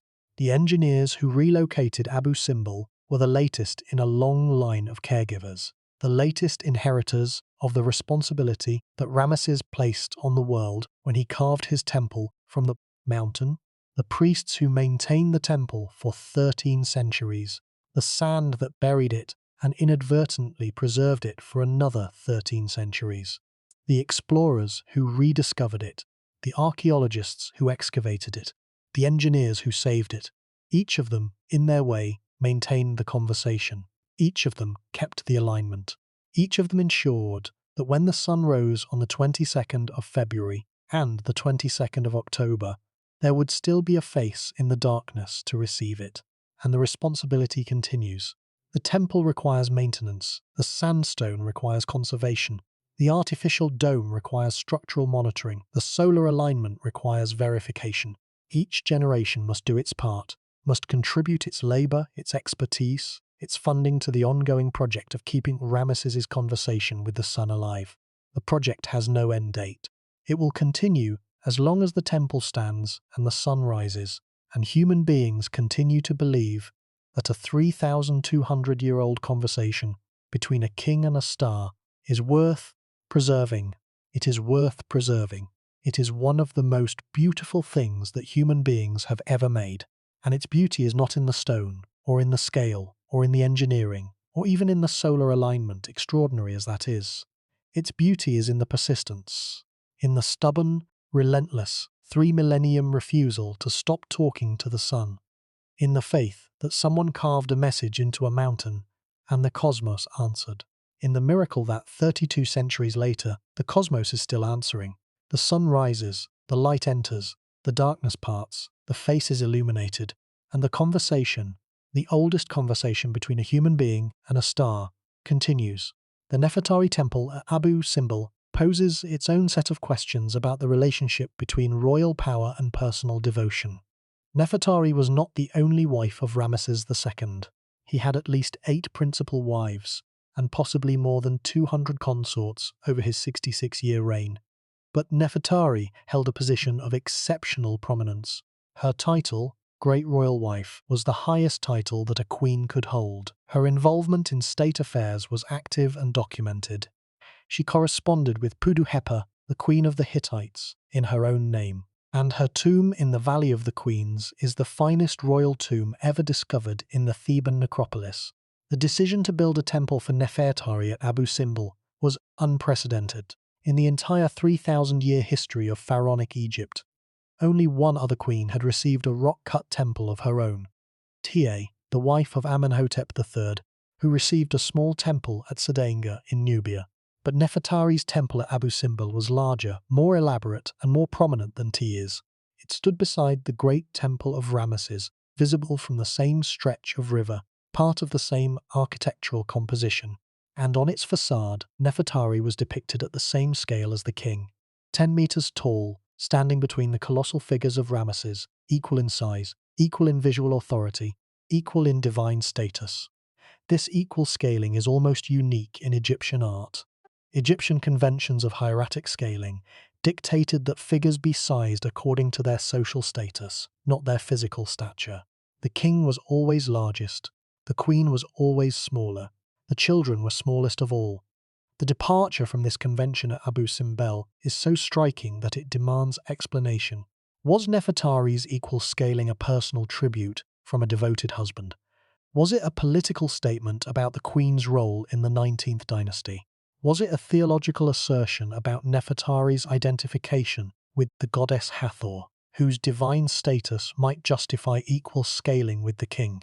The answer is probably all three. Egyptian monuments were not single-purpose structures. They communicated on multiple levels simultaneously: personal, political, theological, and cosmic. Nefertari's equal scaling at Abu Simbel was simultaneously an expression of love, a statement of political partnership, and a theological identification of the queen with the goddess whose temple she inhabited. The modern desire to identify a single motivation, romantic love, political calculation, or religious devotion, underestimates the complexity of Egyptian monumental art, which was always several things at once. The interior of Nefertari's temple reinforces this multivalence. The 6 Hathor-headed pillars of the hypostyle hall, columns topped with the face of the cow-eared goddess, rendered in painted sandstone, create an atmosphere that is distinctly different from the martial aggression of Ramesses' great temple. The reliefs show Nefertari making offerings to the gods, participating in rituals, being crowned by goddesses. The scenes are intimate, domestic, focused on the relationship between the queen and the divine, rather than on the conquests and victories that dominate the great temple. The two temples, standing side by side, present complementary visions of royal power: the masculine and the feminine, the martial and the devotional, the public and the private.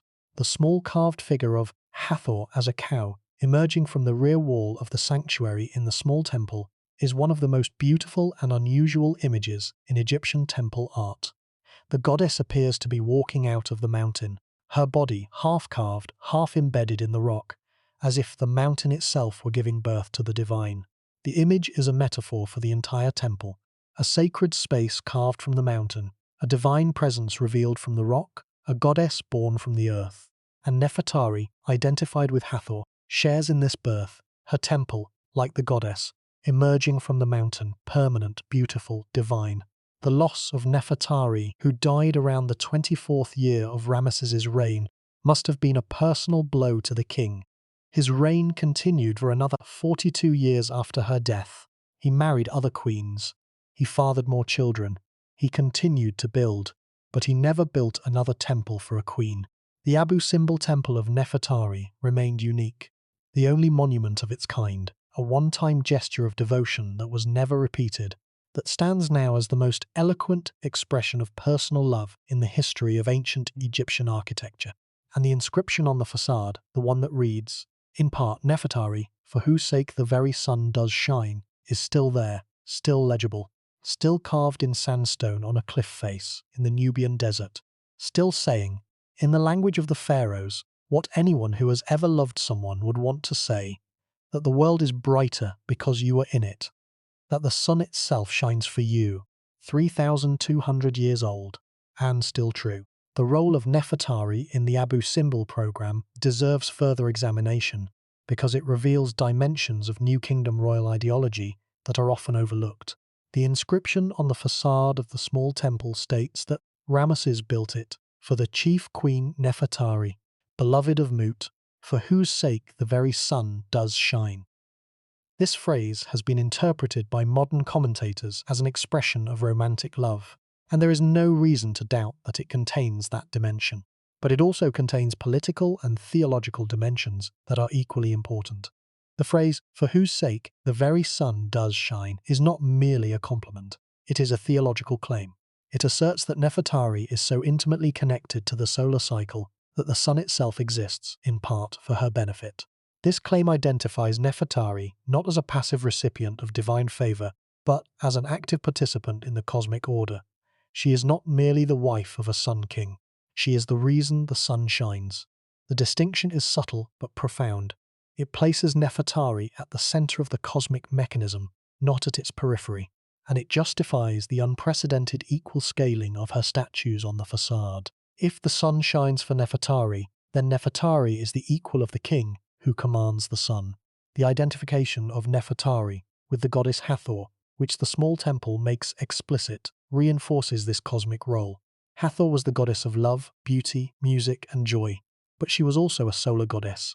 In her role as the Eye of Ra, she embodied the destructive and creative power of the sun. She was simultaneously nurturing and dangerous, life-giving and death-dealing. And her identification with the Queen meant that Nefertari, too, was understood to embody these cosmic polarities. The Queen was not merely beautiful, she was powerful. She was not merely beloved, she was dangerous. And the temple built for her at Abu Simbel was not merely a tribute, it was a statement of cosmic fact. The correspondence between Nefertari and Pudahepa, the Queen of the Hittites, provides a rare glimpse of the political dimension of the Queen's role. The letters, preserved on cuneiform tablets found at the Hittite capital of Hattusa, show the two queens communicating as equals. They discuss the peace treaty between their empires. They exchange gifts. They address each other with elaborate courtesies. The correspondence demonstrates that Nefertari was not a passive figure confined to the harem, but an active diplomatic agent who conducted foreign policy in her own name and on her own authority. The tomb of Nefertari in the Valley of the Queens, designated QV66, is the physical complement to the Abu Simbel temple. While the temple proclaims Nefertari's status to the living world, the tomb proclaims her status to the afterlife. The painted walls of QV66, recently restored by the Getty Conservation Institute in a meticulous conservation campaign that lasted more than 5 years, show the Queen being led through the stages of the afterlife by the gods. The paintings are among the finest examples of Egyptian wall painting in existence. The colours are vivid, the drawing is precise, the compositions are elegant, and the overall impression is of a woman who expected and received the very best that the artistic resources of the 19th dynasty could provide.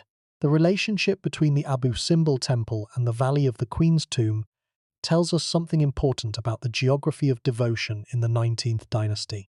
The temple is in Nubia, more than 1,000 kilometers from Thebes. The tomb is in Thebes, in the heart of the royal necropolis.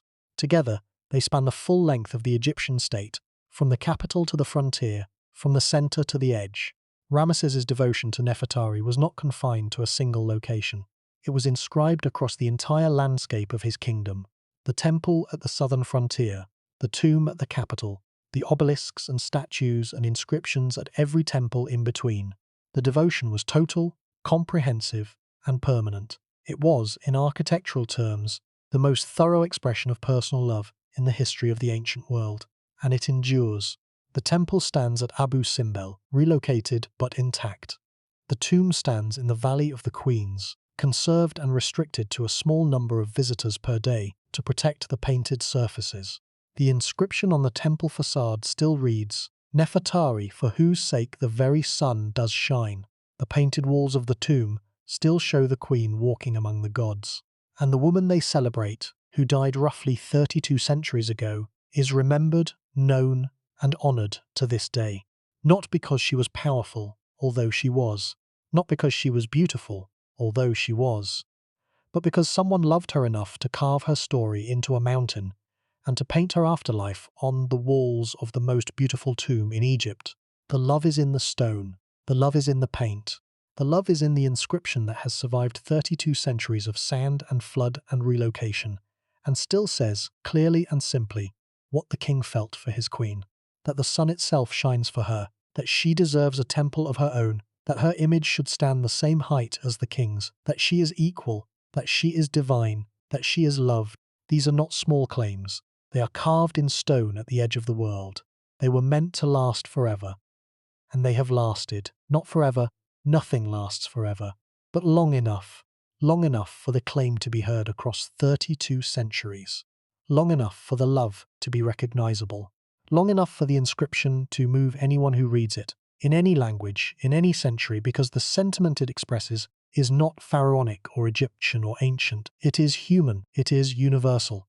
It is the oldest and the simplest thing that one person can say about another, for whose sake the very sun does shine, 3,200 years, and counting. Stand at Abu Simbel at dawn before the tour buses from Aswan arrive. Face east toward Lake Nasser. The water is still, the sky is pink and gold. The 4 colossal statues of Ramesses catch the first light, their faces warming from grey to honey to gold as the sun climbs above the horizon. The light moves down the facade, filling the entrance, entering the temple, beginning its 63-meter journey toward the sanctuary in the darkness. This is the moment that Ramesses' engineers designed for. This is the moment that 3,200 years of mornings have repeated. The sun rises, the light enters, the god is illuminated, the cycle continues.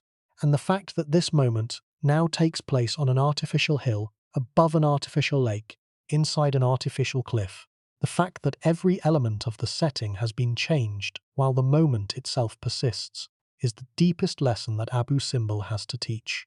The lesson is this: what endures is not the monument, it is the idea. The monument is sandstone, soft, porous, erodable, movable. The idea is harder than any stone.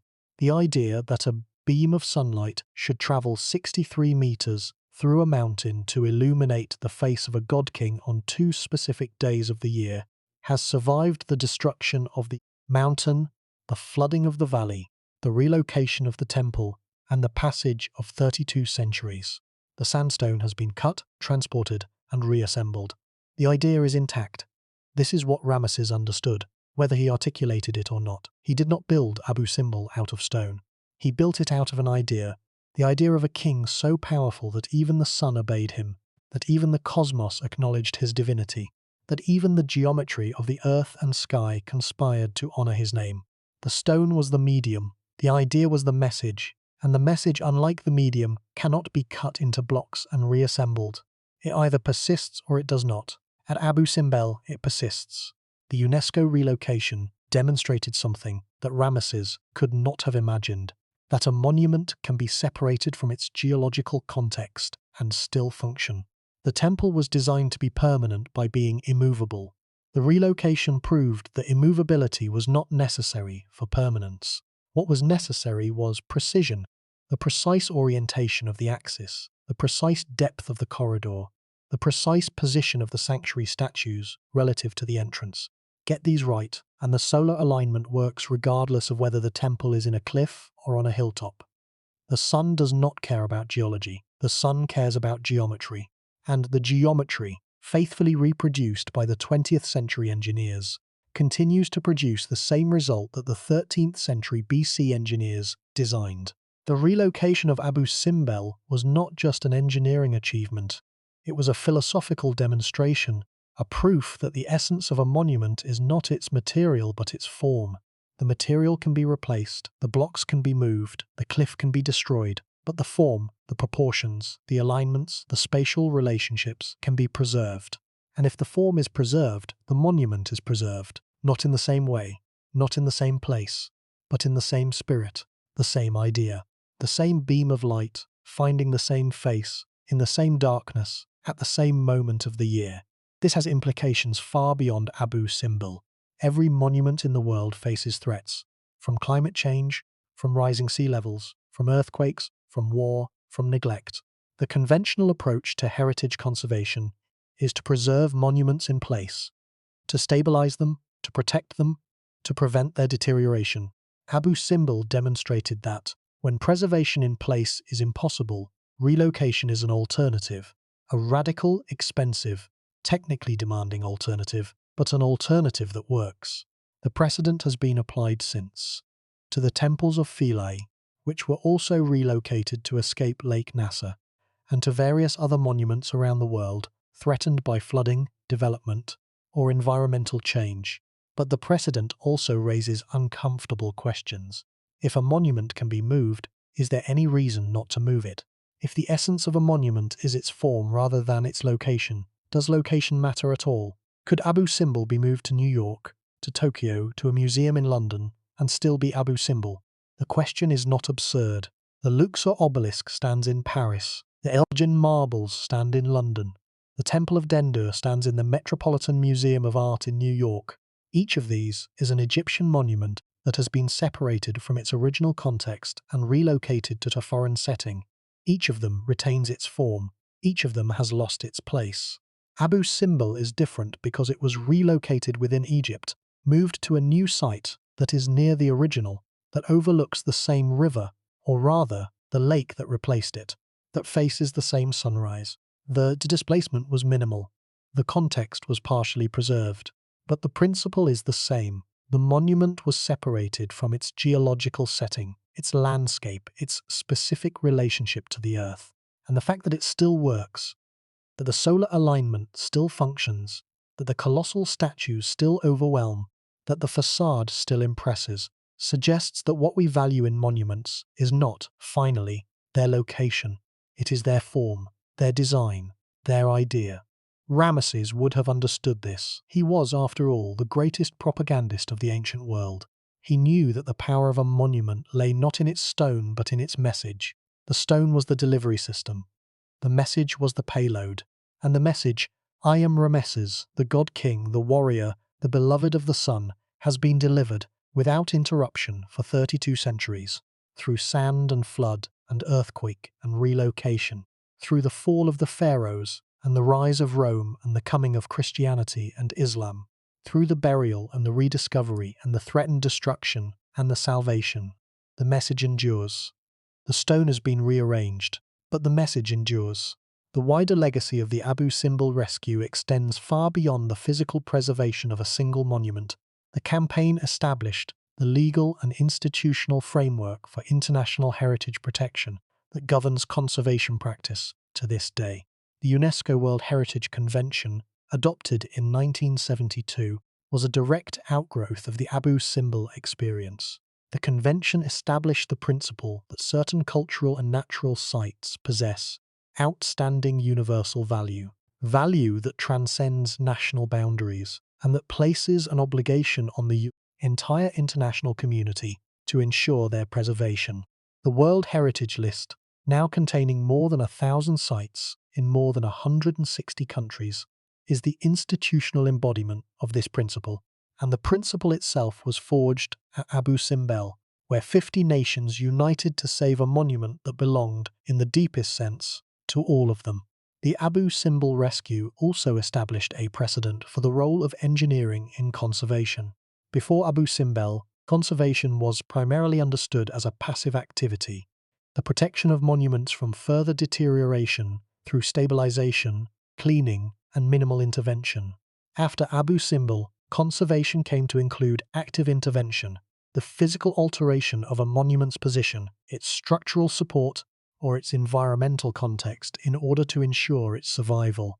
This shift from passive to active conservation has had profound implications.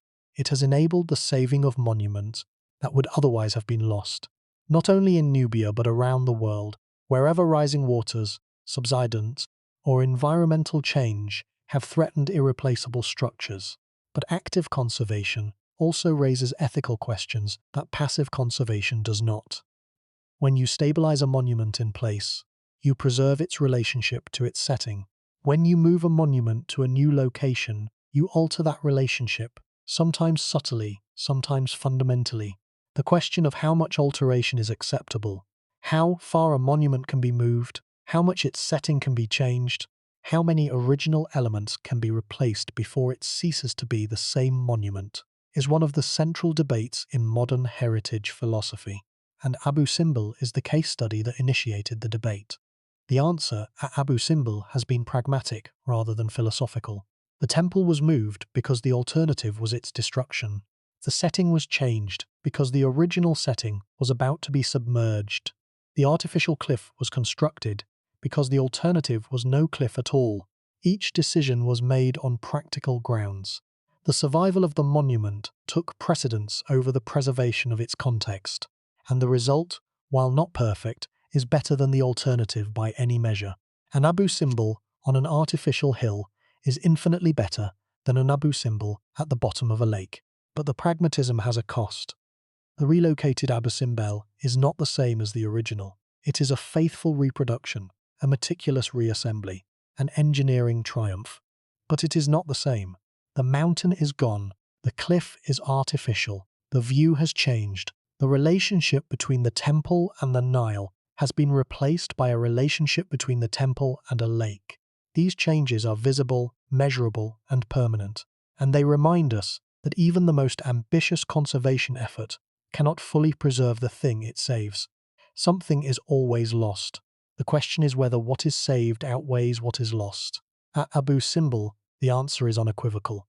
What was saved The colossal statues, the painted reliefs, the solar alignment, the small temple of Nefertari, the entire architectural and artistic program of Ramesses II's most personal monument far outweighs what was lost.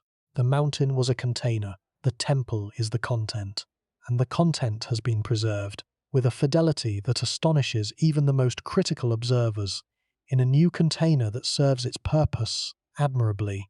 The mountain is underwater, the temple is on a hill, the sun still rises, the light still enters, and the face of the king, seated in the darkness of the sanctuary, receives its biannual benediction, exactly as Ramesses intended, with an expression of divine serenity that has not changed in 32 centuries, and that will not change if the engineers and the conservators and the sun continue to do their work for 32 centuries more. This is what permanence looks like in the modern world. Not the immovable fixity that Ramesses imagined, not the geological unity of temple and mountain that was supposed to last forever, but something more flexible, more dynamic, more dependent on human effort. A permanence maintained, generation by generation, through the continuous investment of labour, expertise, and care. A permanence that is not a property of the stone, but a product of the attention directed at the stone. A permanence that requires every year, every decade, every century, a renewed commitment to the conversation that Ramesses started with the sun. The commitment has been maintained so far. For 56 years since the relocation, the temple has been conserved, monitored, and visited. The solar alignment has been verified. The painted surfaces have been documented. The sandstone has been treated. And the visitors have come, hundreds of thousands of them, from every country, every culture, every faith, to stand before the colossal statues and to feel, for a moment, the weight of 32 centuries of human ambition pressing against the skin.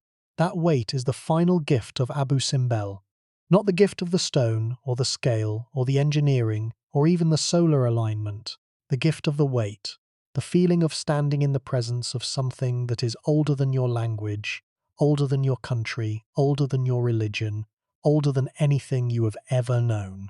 And that is still, somehow, present, still here, still facing east, still waiting for the sun.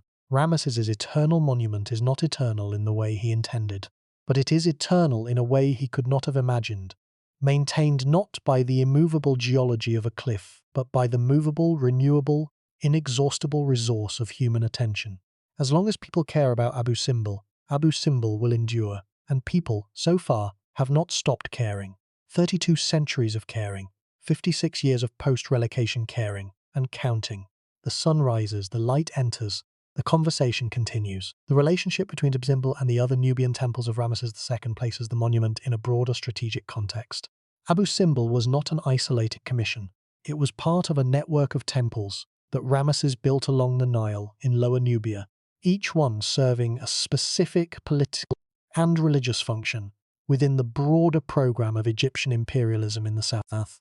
The temples of Beit el-Wali, Gerf Hussein, Wadi es-Sabua, El Dair, and Abu Simbel formed a sequence of sacred installations along the Nile, each one visible from the river, each one staffed by Egyptian priests, each one dedicated to a combination of Egyptian state gods and the deified Ramesses himself. Together, they constituted a sacralized landscape, a continuous corridor of divine authority that any traveller on the Nile would have to pass through on their journey between Egypt and Upper Nubia. The temples were not identical. Each was adapted to its specific setting and its specific audience. Beit el-Wali, the northernmost, was a small rock-cut temple decorated with vivid reliefs of Ramesses campaigning in Nubia and Libya. Wadi es-Sabua, further south, was a partially freestanding, partially rock-cut temple with an impressive sphinx-lined approach, and Abu Simbel, the southernmost and the grandest, was the culmination of the series, the last and largest temple that the Nubian traveller would encounter before entering the territories beyond Egyptian control. This sequential arrangement was not accidental. It was designed to produce a cumulative psychological effect. Each temple reinforced the message of the previous one. Each added another layer of divine authority to the landscape. By the time a Nubian traveller reached Abu Simbel, they had already passed through a succession of temples, each one proclaiming the power of the pharaoh and the supremacy of the Egyptian gods. Abu Simbel was the crescendo, the final overwhelming, 20-meter-tall statement that settled any remaining doubts about who controlled this river and who ruled this land. The relocation of Abu Simbel in the 1960s was not the only Nubian temple rescue. Several of the other temples in Ramesses' network were also threatened by Lake Nasser and were also relocated or, in some cases, dismantled and sent to foreign countries as gifts in recognition of their contributions to the rescue campaign. The Temple of Dender, originally located in Lower Nubia, was given to the United States and now stands in the Metropolitan Museum of Art in New York. The Temple of Debod, originally near Aswan, was given to Spain and now stands in a park in Madrid. The Temple of Tafé was given to the Netherlands and now stands in the Rijksmuseum van Oudheden in Leiden. These gifts, while generous, resulted in the dismemberment of a coherent sacred landscape, the network of temples that Ramesses had built along the Nile. Each one positioned to be seen from the river, each one serving a specific function in the larger imperial program, was broken apart and scattered across the globe. The Temple of Dender, standing in a glass-walled gallery in Manhattan, is beautiful and well presented. But it is not in Nubia, it is not on the Nile, it is not part of the sequence that Ramesses designed. It is a word extracted from a sentence, a note extracted from a melody, a stone extracted from a landscape that gave it meaning. Abu Simbel, at least, was relocated within Nubia.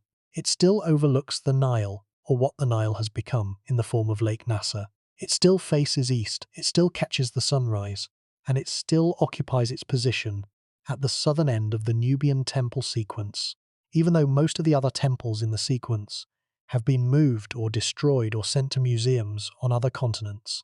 Abu Simbel is the anchor, the fixed point around which the scattered fragments of Ramesses' Nubian program can, at least in imagination, be reassembled.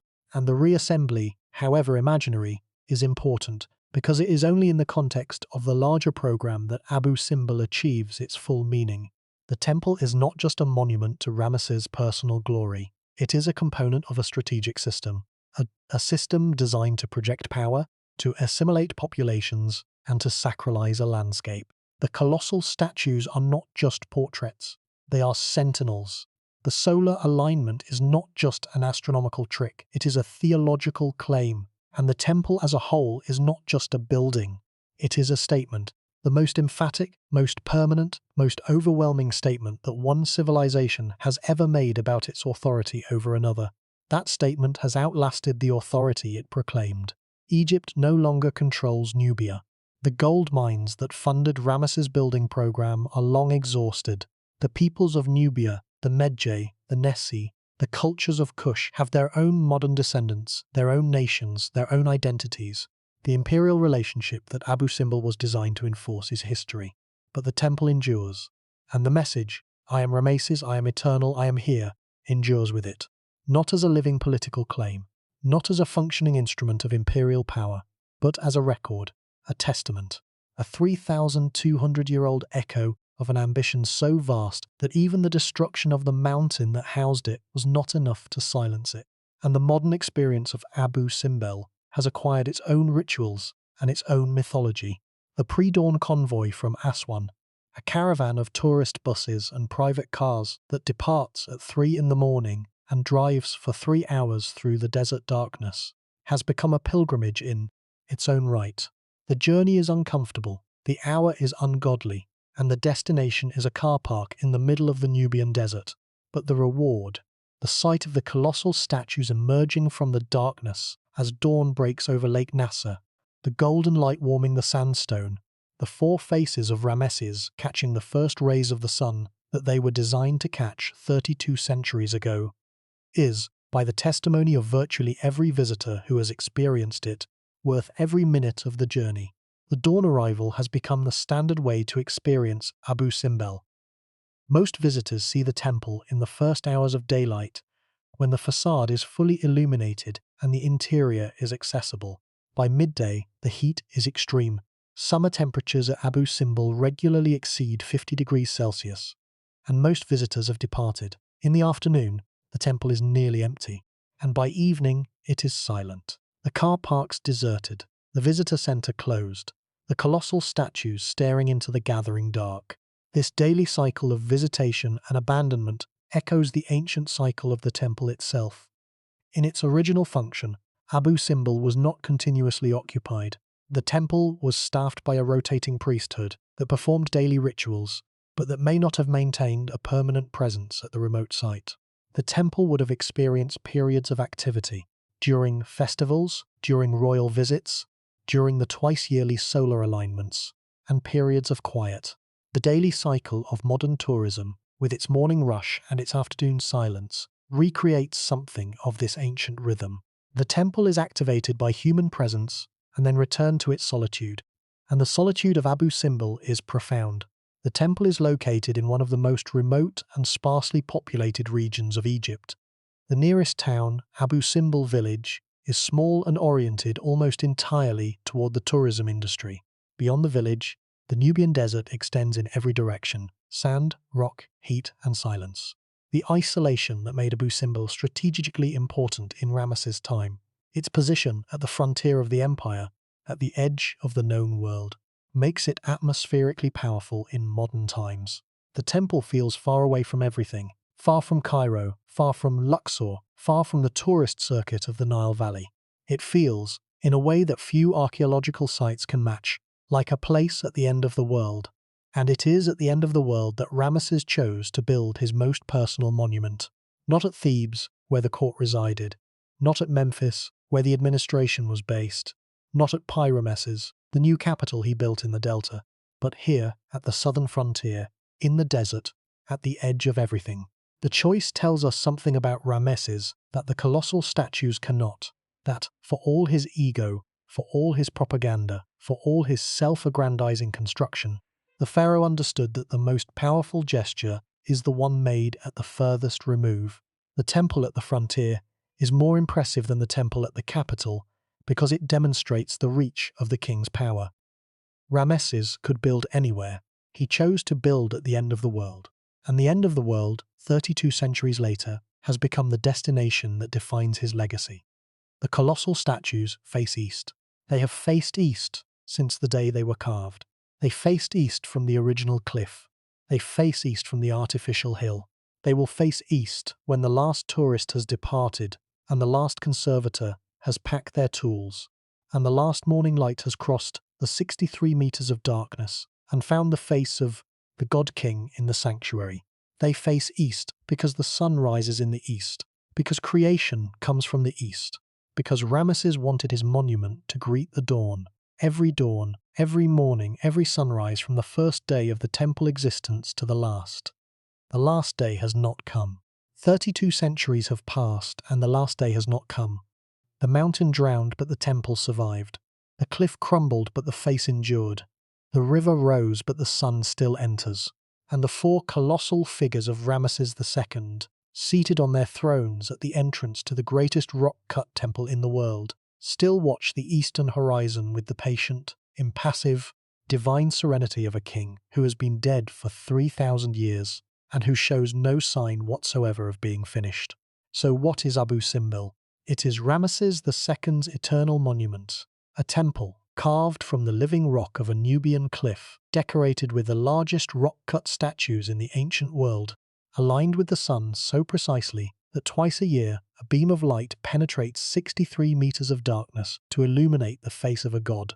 It was built around 1264 BC and took 20 years to complete. It was buried by sand for centuries, rediscovered in 1813, excavated in 1817, and threatened with destruction in the 1960s by the rising waters of the Aswan High Dam. It was saved by the most ambitious archaeological rescue operation in history, cut into 1,042 blocks, moved 200 meters inland and 65 meters higher, and reassembled with a precision of 5 millimeters. It now stands on an artificial hill, overlooking an artificial lake, inside an artificial cliff, and it still works. That last fact, that it still works, is the answer to the question posed by the title. Ramesses built Abu Simbel to be eternal, and in a sense that he could never have anticipated it is. Not because the mountain endures. The mountain is underwater. Not because the stone endures. The stone has been cut and moved and reassembled, but because the idea endures. The idea of a temple aligned to the sun. The idea of a king so powerful that the cosmos acknowledges him. The idea of a monument so important that 50 nations would unite to save it. The sun rises over Lake Nasser. The light enters the temple. It travels 63 meters through the darkness. It finds the sanctuary. It illuminates the face of the king. And then, after 20 minutes, it retreats, pulling back through the corridor, withdrawing through the halls, leaving the statues in darkness for another half-year. The god returns to shadow. The king returns to stone. And the temple, relocated, reconstructed, artificial in setting but authentic in form, waits for the sun to return. It has been waiting for 32 centuries. It waited through the years of sand, when the desert buried it. It waited through the years of water, when the lake threatened to drown it. It waited through the years of cutting, when the saws divided it into blocks. And it waits now, on its artificial hill, under its artificial cliff, beside its artificial lake, for the next sunrise and the next and the next. Ramesses II is dead. He has been dead for more than 3,000 years. His mummy, discovered in the Deir el-Bahari cache in 1881, rests in the Egyptian Museum in Cairo, a shrunken, desiccated figure, his red hair still visible, his arthritic hands still clenched, his imperial bearing still faintly detectable beneath the wrappings of time. He is gone. His empire is gone. His dynasty is gone. His language is gone. His religion is gone. But his monument remains, cut from a mountain, rescued from a flood, reassembled on a hilltop, aligned to a star that has not moved and a sun that has not changed. The eternal monument endures, not because it is made of eternal material, but because the idea it embodies is eternal. The idea that a human being can build something that the sun itself respects. The idea that architecture can be a conversation with the cosmos. The idea that 32 centuries is not enough to silence a pharaoh who carved his name into a mountain and then watched the mountain move. The mountain is underwater. The name is still there. The sun still finds it. Visit Abu Simbel at dawn. Stand before the colossal statues. Watch the light enter the temple and consider what you are seeing. A 3,200-year-old conversation between a king and a star, still happening, still precise, still beautiful, on a hill that did not exist when the conversation began. Ramesses is still talking, the sun is still listening, and the eternal monument, cut, moved, reassembled, artificial, and absolutely, stubbornly, magnificently real, endures.